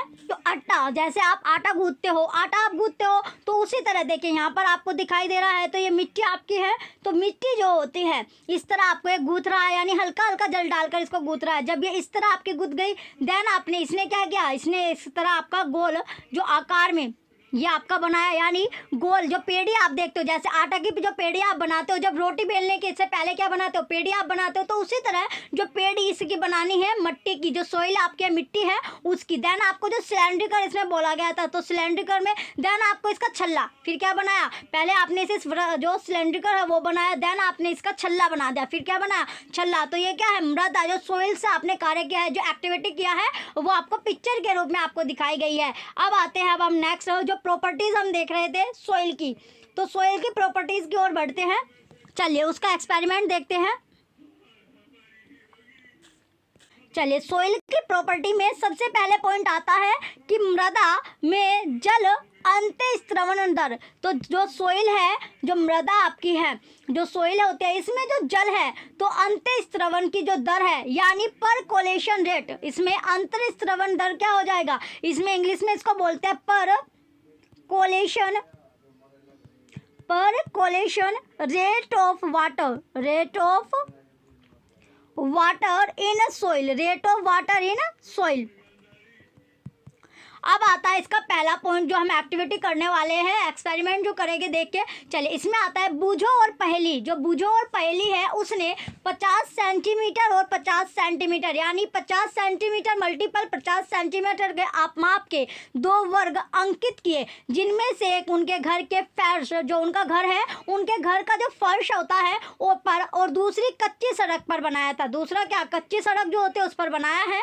उन्होंने 2 समान माप की बोतलों को पानी से भर लिया, फिर क्या किया, समान यानी सेम साइज की उसने बोतल, जो बोतल आपके आते उसमें पानी भर लिया। उन्होंने एक ही समय पर दोनों वर्ग स्थानों पर एक एक बोतल पानी डाल दिया। फिर क्या करा, एक एक बोतल उन्होंने पानी डाल दिया। अब आता है अगला पॉइंट कि उन्होंने देखा कि फर्श पर गिरा पानी वर्ग की सीमा के बाहर बह गया। तो उन्होंने देखा कि जो फर्श पर जो पानी, जब हम बोतल से पानी जो है एक बोतल पानी उसमें डाल रहे थे, तो उसमें क्या होगा, जो फर्श पर जो पानी गिर रहा था वो क्या होगा, साथ के साथ क्या था, वो जो सीमा आपकी थी, जो सीमा थी उससे बाहर निकल गया और अवशोषित नहीं हो पाया, वो क्या एब्जॉर्ब नहीं हो पा रहा था। जबकि कच्ची सड़क पर डाला गया पानी अवशोषित हो गया, क्योंकि फर्श पर जो पानी यानी जो ऊपर क्या आपका फर्श है तो वो क्या हो जाएगा, पानी जो हो जाएगा वो फिसल जाएगा, यानी पानी नीचे एब्जॉर्ब ना होकर वो आपका फिसल कर आगे आपका जो सीमा बनाई थी उससे बाहर आपका निकल जाएगा। लेकिन जो कच्ची सड़क वाला था वो आपका एब्जॉर्ब कर लेगा, यानी नीचे की ओर आपका चले जाएगा, एब्जॉर्ब अवशोषित होता चले जाएगा, जो जल आप वो सीमा से बाहर नहीं जाएगा। अब क्वेश्चन बनता है कि जब जो है वो आश्चर्य है कि दोनों वर्गों में पानी के अवशोषण में अंतर क्यों था, तो अंतर जो था वो किस वजह से उसमें जो अंतर है वो आया। चलिए अब इसमें एक और एक्सपेरिमेंट कर लेते हैं। इसमें आता है सबसे पहले कक्षा के सभी जितने भी छात्र आपके कक्षा में क्लास में हैं उसका 3 समूह या दल आपको बना लेना है। 3 ग्रुप आपने क्रिएट कर ले, 3 ग्रुप बनाने हैं। दलों के नाम जो है ए बी और सी रख सकते हैं। जैसे आप एफ बी होता है, फेसबुक आपका होता है, व्हाट्सअप आपका है, तो उस पर इंस्टा आपका है, तो वहाँ पर आप ग्रुप क्रिएट कर लेते हो। ये एक जगह स्कूल फ्रेंड, कॉलेज फ्रेंड, तो इस तरह आप रिलेटिव, तो इस तरह ग्रुप क्रिएट करते हो। देन इसी तरह के आपको स्कूल से यानी जो छात्र है, जो स्टूडेंट है, टोटल स्टूडेंट का आपको ग्रुप क्रिएट करना है। 3 ग्रुप आपको बनाने हैं जिसमें आपको जो नाम रखना है वो ABC आपको रखना है। आपको यह मालूम करना है कि किसी दिए गए स्थान पर पानी कितनी तेजी से मृदा में से नीचे चला जाता है। तो आपको ये मालूम करना है कि जो दिया गया जो स्थान है वहाँ से जो पानी है वो कितनी तेजी से, कितनी स्पीडली जो मृदा है, जो सोइल है उसमें नीचे चला जाता है, यानी डाउन जो एब्जॉर्ब आपका हो रहा है, तो कितने नीचे से कितने जल्दी आपका जाता है। अब है आपका अगला पॉइंट कि आपको एक खोखले बेलन अथवा पाइप की आवश्यकता होगी। तो इसके लिए क्या होगा, आपको जो ज़रूरत होगी, एक जो खोखला बेलन होता है उसकी ज़रूरत आपको होगी। इसके साथ साथ जो पाइप होता है उसकी भी नीड आपकी रहेगी। यह सुनिश्चित कर ले कि प्रत्येक दल समान व्यास के पाइप का उपयोग करे। ये भी आपको क्या करना है, डिसाइड आपको करना है कि जो प्रत्येक जो ग्रुप आपने बनाना है वो सेम पाइप यूज़ करे, यानी तीनों को सेम साइज़ का जो पाइप है वो यूज़ करना है। तीनों ग्रुप को ऐसे पाइप प्राप्त करने के लिए दिए गए कुछ सुझावों पर आप विचार कर सकते हैं, डिस्कस कर सकते हैं। तो कैसे, सबसे पहला पॉइंट है, यदि संभव हो, अगर आपके लिए पॉसिबल है तो एक हम आपके 3 छोटे टीन के डिब्बे लेकर उनकी तली को काट ले। तो अगर आपके लिए पॉसिबल होता है तो आप 3 छोटे टीन के डिब्बे लेकर उसकी जो तली होती है वो आप काट सकते हैं। यदि PVC जो पाइप है वो लगभग 5 सेंटीमीटर व्यास का ले सकते हो तो इसके 20 सेंटीमीटर लंबे टुकड़े काट ले और उनका उपयोग आप कर सकते हैं। अगला पॉइंट है, जिस स्थान से आप मृदा एकत्रित करें, जो भी स्थान आपने लिया है जहाँ से आप जो मिट्टी है वो कलेक्ट कर रहे हो, वहाँ पाइप को लगभग 2 सेंटीमीटर की गहराई तक धंसा कर लगा। तो 2 सेंटीमीटर की गहराई तक आपको वो धंसाना है, मिट्टी में गाड़ना है। पाइप में धीमे धीमे 200 ml जल डालें। तो पाइप जो है उसमें धीमे धीमे आपको 200 ml जल जो है, जो वाटर है वो आपको जो पाइप में डालना है, धीरे धीरे, यानी स्लो प्रोसेस में आपको ये करना है। 200 ml जल को मापने के लिए आप किसी भी 200 ml की जो खाली बोतल का उपयोग कर सकते हैं। तो 200 ml में जो आपकी बोतल आती है तो बोतल का आप यूज़ कर सकते हैं, जिसमें आप 200 ml जो वाटर है वो फिल कर ले और धीरे धीरे उसे आपको डालना है। उस समय को आप नोट कर ले, जिस टाइम आप ये डाल रहे हैं वो टाइम आपको नोट करना है। जब आपने जल डालना आराम किया, यानी जब आप जल जो है, वाटर जो है वो डालना स्टार्ट करे हो तो वो टाइम आपको नोट कर लेना है। जब सारा जल जो है, जितना भी जो जल है वो भूमि के द्वारा क्या हो जाए, अवशोषित कर लिया जाए, एब्जॉर्ब कर लिया जाए, तब आपको अंतःस्रावित हो जाए और पाइप खाली हो जाए तो पुनः आपको समय नोट करना है। फिर उसके बाद क्या है, जब पूरा जो वाटर आपने डाला है वो पूरा का पूरा वाटर जो है सोइल यानी जो मिट्टी है उसके द्वारा जो एब्जॉर्ब है, अवशोषित है, वो कर लिया जाए, तब भी आपको जो टाइम है वो आपको नोट करना है। देन दोनों टाइम में आप कंपेयर कर सकते हो कि जो टाइम है पहले आपने नोट किया है जब आपने डालना शुरू किया था, देन आपका जो वाटर है वो एब्जॉर्ब हो गया कंप्लीटली, तब का दोनों का जो समय है, जो टाइम है वो आप नोट कर लोगे तो आपको पता चल जाएगा कितने जो टाइम है, कितने समय में जो वाटर है, जो पानी है वो एब्जॉर्ब हो पाया है। तो ये आपको पता चल जाएगा कि जो मिट्टी है वो कितने समय लेती है वाटर को एब्जॉर्ब करने में। 200 ml आपने वाटर लिया था।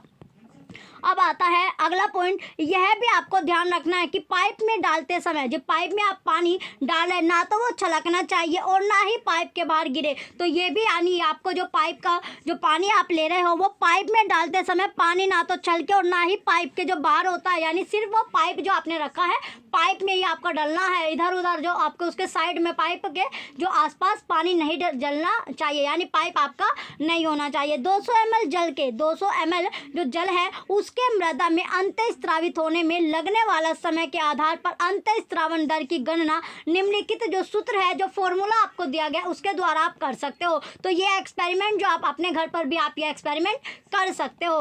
अब आपका अगला जो पॉइंट है, इसमें जो फॉर्मूला दिया गया अंतःस्रावन जो दर है, जो रेट आपका है परकोलेशन रेट, जो मिलीलीटर पर मिनट में आपका दिया गया। जल की मात्रा क्या हो गई आपके मिलीलीटर में हो जाएगी, अमाउंट ऑफ जो वाटर होता है, और अंतःस्रावन अवधि जो आपका परकोलेशन टाइम जो है वो आपका मिनट में हो जाएगा।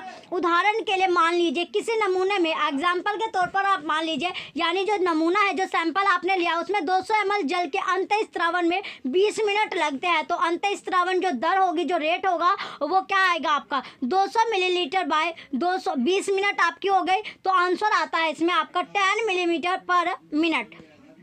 ये आपका आ जाएगा 0, ये 2 से ये 10, तो 10 मिलीमीटर पर मिनट इसका आंसर आएगा। तो इसी तरह आप एक्सपेरिमेंट कर सकते हो और उसका जो फॉर्मूला है हेल्प से आप उसे निकाल सकते हो कि कितना टाइम लगा है। अब आता है नेक्स्ट पॉइंट, अपने दल द्वारा लिए गए मृदा के नमूने में अंतःस्रावन दर की गणना आपको करनी है। अपने निष्कर्ष जो कंक्लूजन की तुलना अन्य दलों के मृदा के नमूनों के अंतःस्रावन दर से आपको करनी है। मृदा के नमूनों को अंतःस्रावन दर के बढ़ते क्रम में क्या करना है, अरेंज आपको करना है, इंक्रीजिंग ऑर्डर। अब आता है नेक्स्ट आपका कि जो मृदा होती है, जो सोइल होती है, उसमें नमी, जैसे घरों में नमी आपकी रहती है, दीवारों में नमी रहती है, उसी तरह जो मृदा होती है उसमें भी क्या होती है, नमी आपकी होती है। मॉइस्चर इन सोइल, ये होता है आपका मॉइस्चर इन सोइल। तो मॉइस्चर यानी मृदा में जो नमी होती है, इसमें सबसे पहला पॉइंट है, क्या आप कभी ग्रीष्म काल में किसी गर्म दिन की दोपहर में किसी खेत अथवा खुले मैदान से होकर गुजरते हैं? तो जैसे गर्मियों का टाइम होता है, समर का टाइम आपका होता है, समर सीजन होता है, तो वहाँ पर जब गर्म दिन की जो दोपहर की इसमें बात की गई, जब जो धूप होती है वो टाइट आपकी, यानी धूप जो होते हैं कैडी आपकी निकलती है, सन जो होता है वो 12-1 बजे की इसमें बात की गई है। तो उस समय जो खेत होते हैं या फिर जो खुला मैदान है वहाँ से होकर आप गुजरे हैं।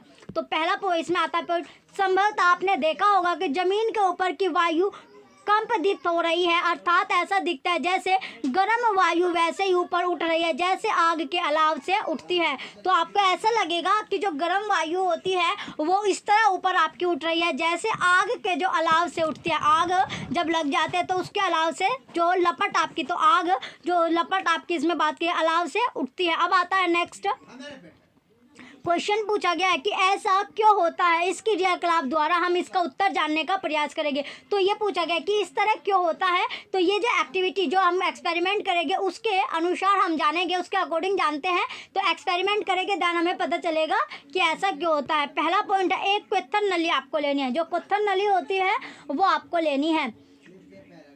तो आपको बॉइलिंग, क्वेत्थन नली क्या होती है आपकी, बॉइलिंग ट्यूब आपकी होती है। जैसे आपकी टेस्ट ट्यूब होती है उसी तरह आपका एक बॉइलिंग ट्यूब होता है, वो बॉइलिंग ट्यूब आपको लेना है। इसमें 2 चम्मच मिट्टी आपको लेनी है। क्या लेनी है, 2 चम्मच आपको मिट्टी लेनी है, मिलानी है। इसके कुछ समय तक किसी लो पर गर्म कीजिए। जैसे आपने जो कैंडल पर जो सब्सटेंस आप रख रहे थे उसी तरह इसको क्या करना है, गर्म करना है और क्वेत्थन नली का परीक्षण आपको करना है। अब आता है नेक्स्ट, अब क्वेश्चन है कि आइए हम देखते हैं कि गर्म करने पर क्या होता है। क्या आपको कहीं जल की बूंदें दिखाई देती है, यदि हाँ तो किस स्थान पर? तो इसमें आता है आंसर अब इसका कि गर्म करने पर, जब गर्म करते हैं तो मृदा में से जल वाष्पित होकर ऊपर उठता है। तो जब मृदा में से जो जल है वो वाष्पित होकर ऊपर की ओर आपका उठता है और क्वेत्थन नली जो बॉइलिंग ट्यूब आपने ली है उसके ऊपरी भाग की अपेक्षाकृत ठंडी भीतरी दीवार पर संघनित हो जाता है। क्या हो जाता है, संघनित आपका हो जाएगा।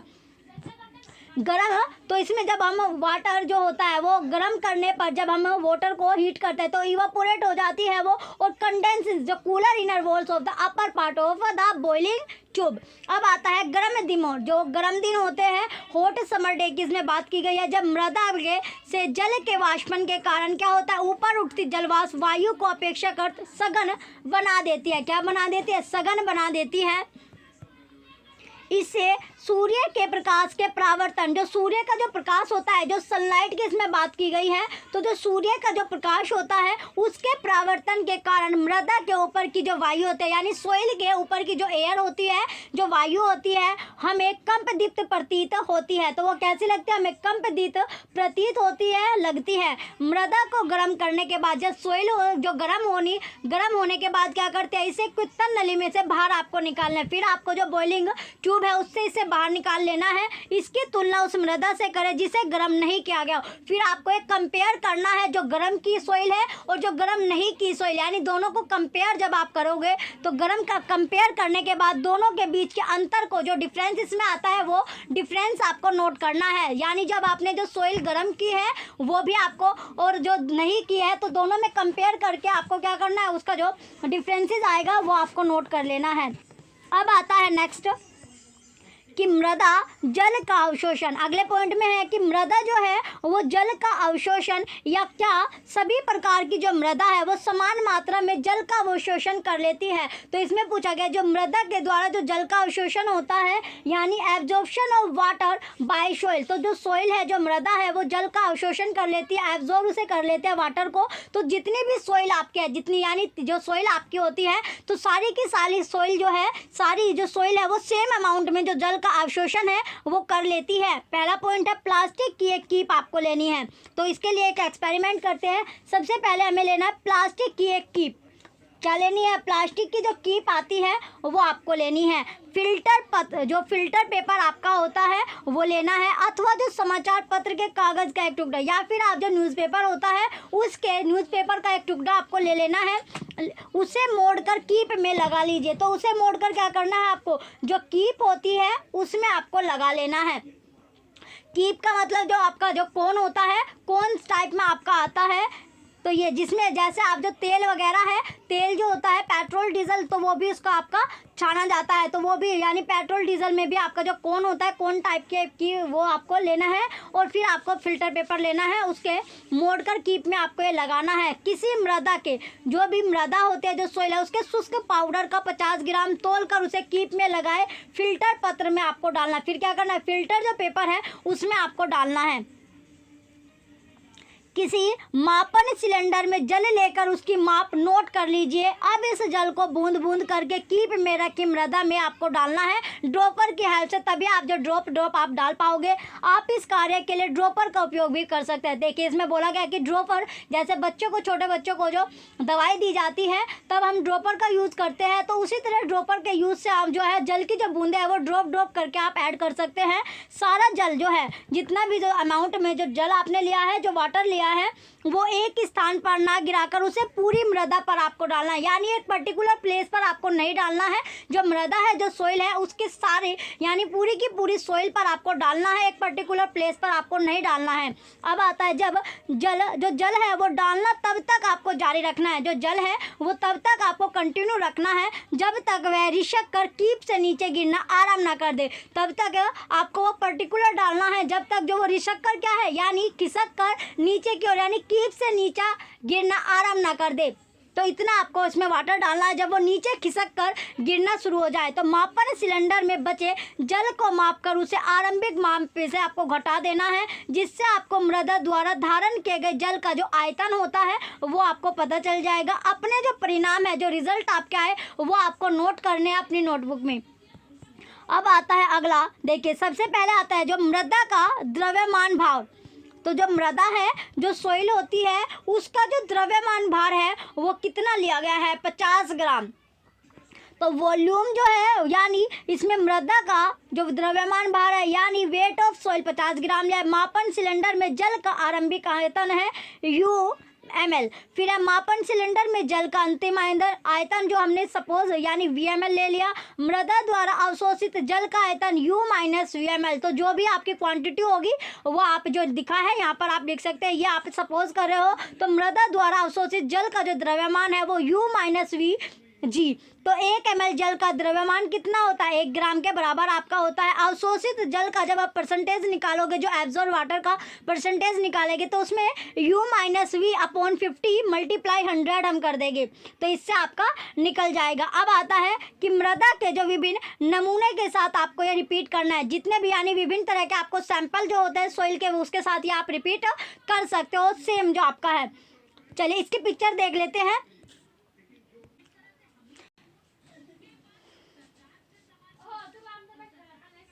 देखिए, प्लास्टिक का जो फनल आपको बोला गया था, प्लास्टिक का फनल ये आपका होता है। तो ये आपको लेना है एक, इसका देखिए साइड में आपको फिल्टर पेपर आपको लगा दिख रहा है, तो ये फिल्टर पेपर आपको लगाना है। फिर ये आपका ड्रॉपर होता है, ये देखिए यहाँ पर आपको लिखा भी है, ये क्या होती है? कीप आपकी है, ये कीप आपकी हो गई। तो ये कीप हो गई। इसके बाद आपका ये क्या है? आपने बीकर लिया हुआ है, ये बीकर होता है। ये आपका फनल यानी कीप आपने ली। इसके बाद आपने फिल्टर पेपर आपने लगाया है, और ये होता है ड्रॉपर। ये क्या है? आपका ड्रॉपर आपका होता है। चलिए, कीप को ये आपका फनल आपका बोला जाता है। कीप क्या होती है? फनल आपका होती है, जिसे तेल छानने के लिए भी हम यूज़ करते हैं। अब आता है नेक्स्ट आपका अगला जो पॉइंट है। चलिए, अब है अगला क्वेश्चन, इसमें बनता है कि क्या आपको सभी नमूने के लिए समान परिणाम प्राप्त होते हैं?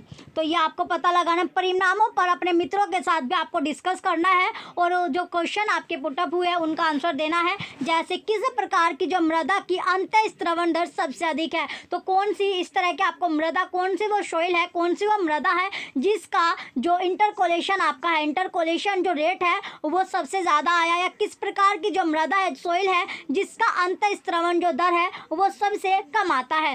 अब आपका नेक्स्ट है कि जब बुजो है उसने अपने जो पड़ोसी होता है, जो आपके नेबर्स होते हैं, जो पड़ोसी है, उनसे सुना था कि वर्षा के 8-10 दिन बाद, वर्षा जब बारिश होती है तो बारिश के 8-10 दिन बाद जो तालाब होता है, जो पौंड आपका है, या फिर जो कुएं होते हैं, जो वेल होते हैं, उनमें जल का जो स्तर होता है वो इंक्रीज हो जाता है। तो जल का जो लेवल होता है, वाटर लेवल जो होता है इनका बढ़ जाता है, इंक्रीज होता है। तो किस प्रकार की मृदा यानी वो किस तरह की जो सॉइल है जिसमें जल सबसे कम समय में और सबसे अधिक मात्रा में अंतःस्रावित होकर कुएं तक पहुंचेगा? तो वो किस तरह की जो मात्रा में पूछा गया, इसमें जो अंतःस्राव यानी इंटरकोलेशन होकर वेल तक आपका पहुंचेगा। अब आता है आपका अगला पॉइंट, किस प्रकार की मृदा सबसे अधिक मात्रा में जल धारण करते हैं? तो किस प्रकार की जो मृदा है, जो सॉइल है, वो सबसे अधिक मात्रा में क्या करते हैं? जल धारण आपकी करते हैं। और किस प्रकार की मृदा सबसे कम करती है? तो सबसे कम कौन सी करती है और सबसे ज़्यादा कौन सी करती है, ये इसमें पूछा गया। क्या आप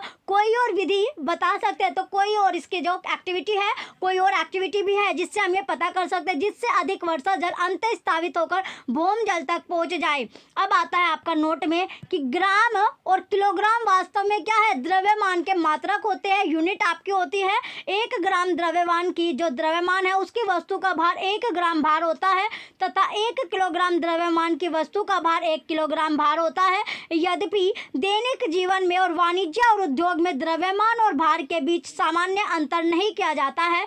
द्रव्यमान तथा भार में अंतर है, यह आप उच्च कक्षा जो उच्च हायर क्लास आपके उसमें आप पढ़ लोगे।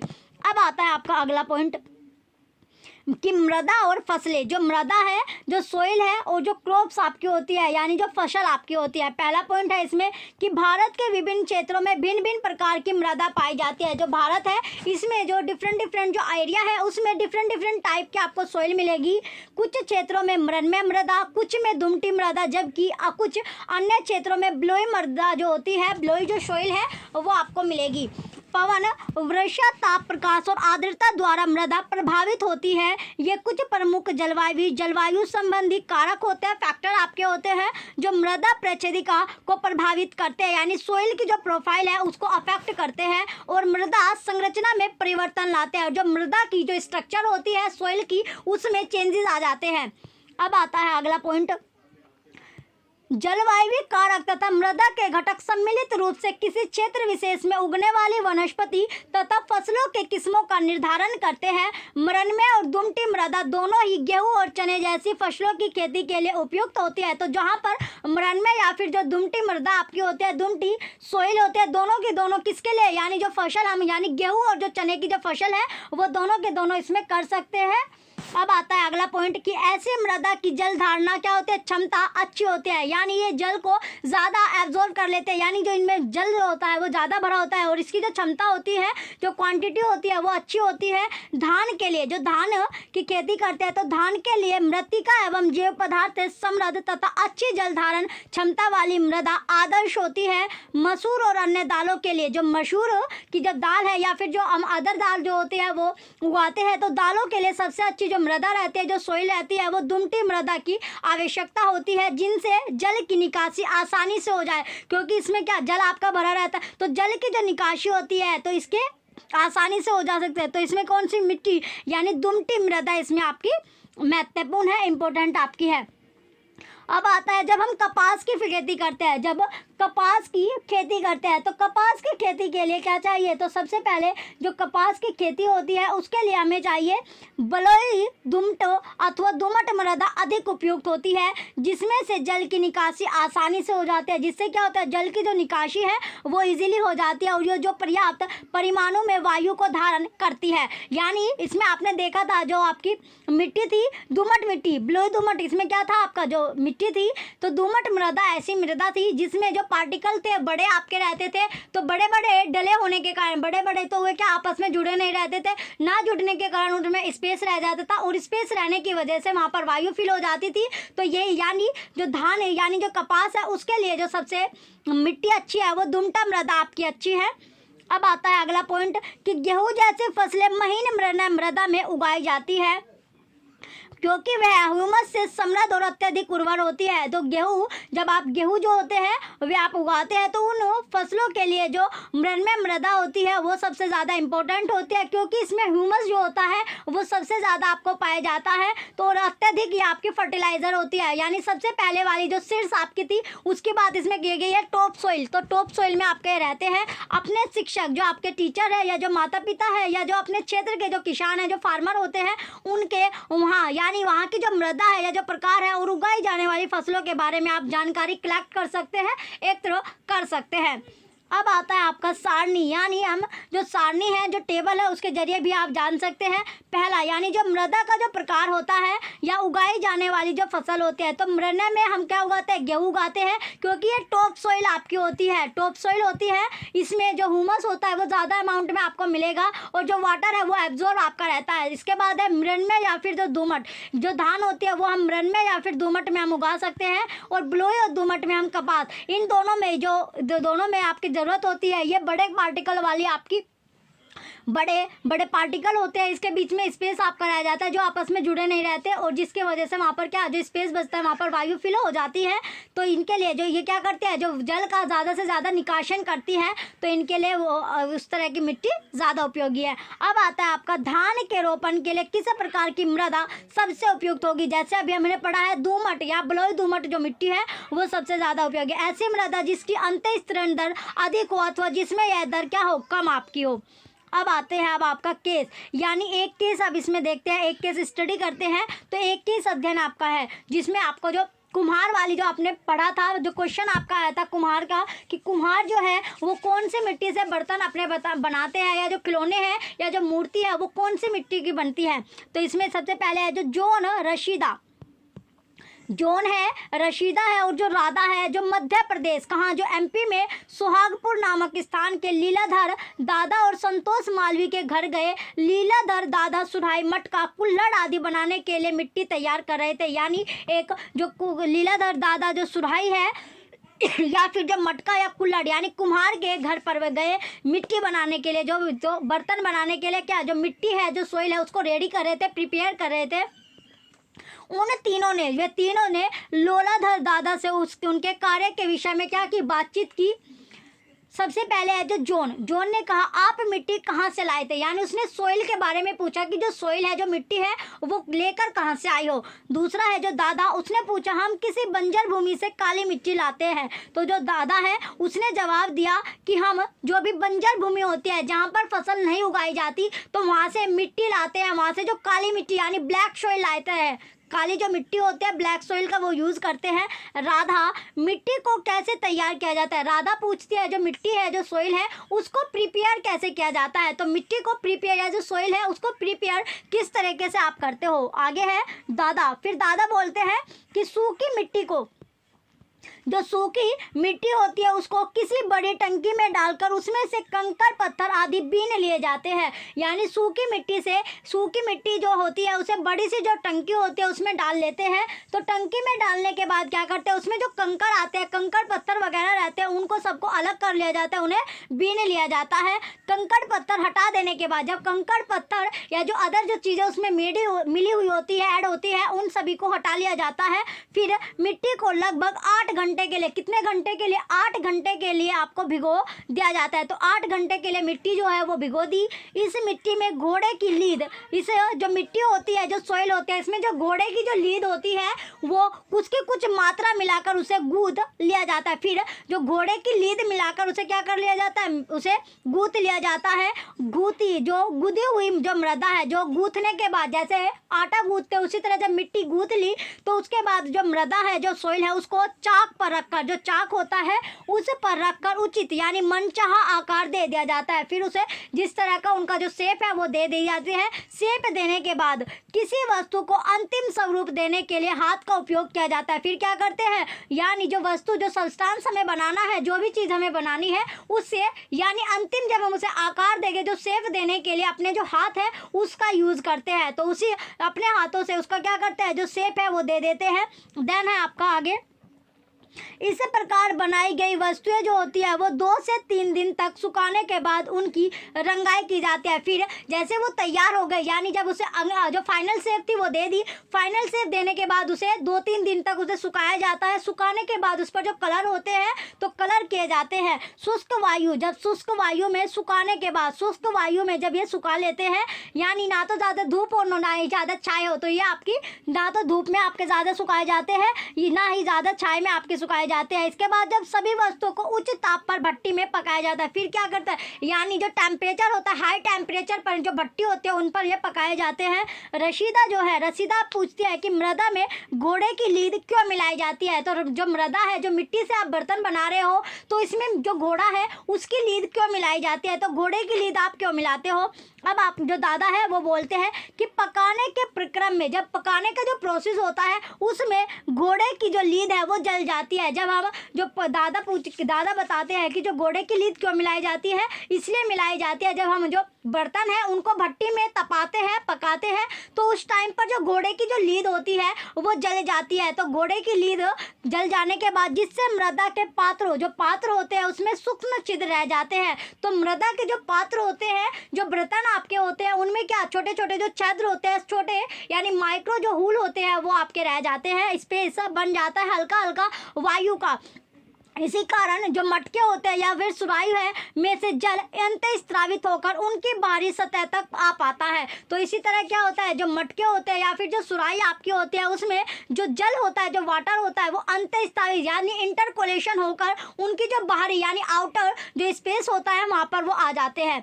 अब आता है नेक्स्ट पॉइंट कि वहाँ से यह वाष्पित हो जाता है। वहाँ से क्या होता है, ये वाष्पित यानी इवापोरेट आपका हो जाता है, जिससे घड़ी या सुराही में रखा जल ठंडा हो जाता है। जिससे जो घड़े होते हैं या जो सुराही होता है उसमें जो वाटर रखा जाता है, जो जल आप भर कर रखते हो वो ठंडा हो जाता है। दादा ने यह भी बताया कि सोहागपुर में जो सोहागपुर है उसमें बनी सुराहियों और मटके दूर दूर तक प्रसिद्ध आपके हैं, दूर दूर तक फेमस है। अब आता है नेक्स्ट पॉइंट, आपका लास्ट बचता है मृदा अपर्दन। अगला जो पॉइंट है इसमें है कि मृदा अपर्दन क्या होता है। मृदा अपर्दन यानी सोइल एरोजन। सोइल एरोजन होता क्या है, चलिए अब हम बात कर रहे हैं कि मृदा अपर्दन यानी सोइल एरोजन। सोइल एरोजन होता क्या है? तो सोइल एरोजन आपका है जल, पवन अथवा बर्फ के द्वारा मृदा की ऊपरी सतह का हटना अपर्दन कहलाता है। यानी जो जल आपका जो वाटर होता है, जो विंड आपकी होती है या फिर जो बर्फ आपका होता है, उसके द्वारा जो मृदा की जो सोइल है उसकी जो ऊपरी सतह होती है तो वो उसका हटना ही आपका क्या कहलाता है, अपर्दन आपका कहलाता है। पादपों की जड़ें पौधा को मजबूती से बांधे रखती है। जो पादप होते हैं, जो छोटे छोटे जो प्लांट्स होते हैं, उनकी जो जड़ें होती है, जो रूट होती है वो प्रदा यानी मृदा को मजबूती से बांधे रखते हैं। पादपों की जो अनुपस्थित होते हैं, तो पादपों की प्रेजेंस में, पादपों की जब एब्सेंस यानी अनुपस्थिति में क्या होता है, इसमें मृदा ढीली हो जाती है। जो प्लांट्स है जब उनकी अनुपस्थिति होती है, ये प्रेजेंस नहीं रहते, तो उस टाइम पर जो मृदा होती है, जो सोइल होती है, वो ढीली आपकी पड़ जाती है। इसमें यह पवन और प्रवाही जल के साथ बह जाते हैं। तो इससे क्या होता है, ये जो पवन, जो हवा चलती है या फिर जो जल का जो भाव है यानी जल आपका बह रहा है, तो उसके साथ ये भी बह जाती है। मृदा का जो अपरदन होता है, सोइल एरोजन जो है, वो भूस्थल अथवा बंजर भूमि जैसे स्थानों पर अधिक होता है जहाँ की सतह पर बहुत कम अथवा कोई वनस्पति नहीं होते हैं। तो ये जो मृदा का जो सोइल एरोजन होता है, ये वहाँ पर होता है जहाँ पर फसल या जो प्लांट पौधे, जो प्लांट्स होते हैं वो कम आपके उगाए जाते हैं। जहाँ पर फसल नहीं होती तो वहाँ पर इसका जो सॉइल इरोजन जो होता है वो ज़्यादा अमाउंट में आपका होता है। अब है नेक्स्ट लास्ट पॉइंट आपका है कि अतः वृक्षों की जो कटाई है, जो वृक्ष है उनकी जो कटाई और वनोन्मूलन को रोका जाना चाहिए और हरित क्षेत्रों को बढ़ाने का प्रयास किए जाने चाहिए। तो सोइल एरोजन ना हो तो इसके लिए जो वृक्ष की जो कटाई है उनको रोकना चाहिए और जो वृक्ष है वो ज़्यादा से ज़्यादा लगाने चाहिए, जिससे जो हरित जो क्षेत्र है उसको बढ़ाने का क्या करना चाहिए, प्रयास आपको करना चाहिए। चलिए, आज जो चैप्टर था हमने सोइल, पूरा अपना जो चैप्टर है वो सारा चैप्टर हमने डिस्कस कर लिया पिक्चर के साथ। 9 चैप्टर आपके पूरे हो गए जल्द से, यानी एग्जाम, कुछ बच्चे का कमेंट आ रहे थे कि एग्जाम से पहले जो है पूरी जो साइंस आपके 6 to 8 वो कंप्लीट हो जाएगी। तो बच्चे 6 to 8 जो आपकी है साइंस एनसीईआरटी वो सारी की सारी आपकी कंप्लीट हो जाएगी। चलिए, 9 चैप्टर हमारे कंप्लीट हो गए। 7th के बाद हम देन अगेन यानी एक साथ जो है हमने पहले 6th की करी, इसके बाद हम 7th की करें, तो 7th की खत्म होता है आपकी जो 8th है, 8th की साइंस आपकी स्टार्ट हो जाएगी। चलिए, जो बच्चे चैनल पर नए हैं वो चैनल सब्सक्राइब करके रख के वीडियो लाइक कीजिए, कमेंट कीजिए, शेयर कीजिए। Thank you.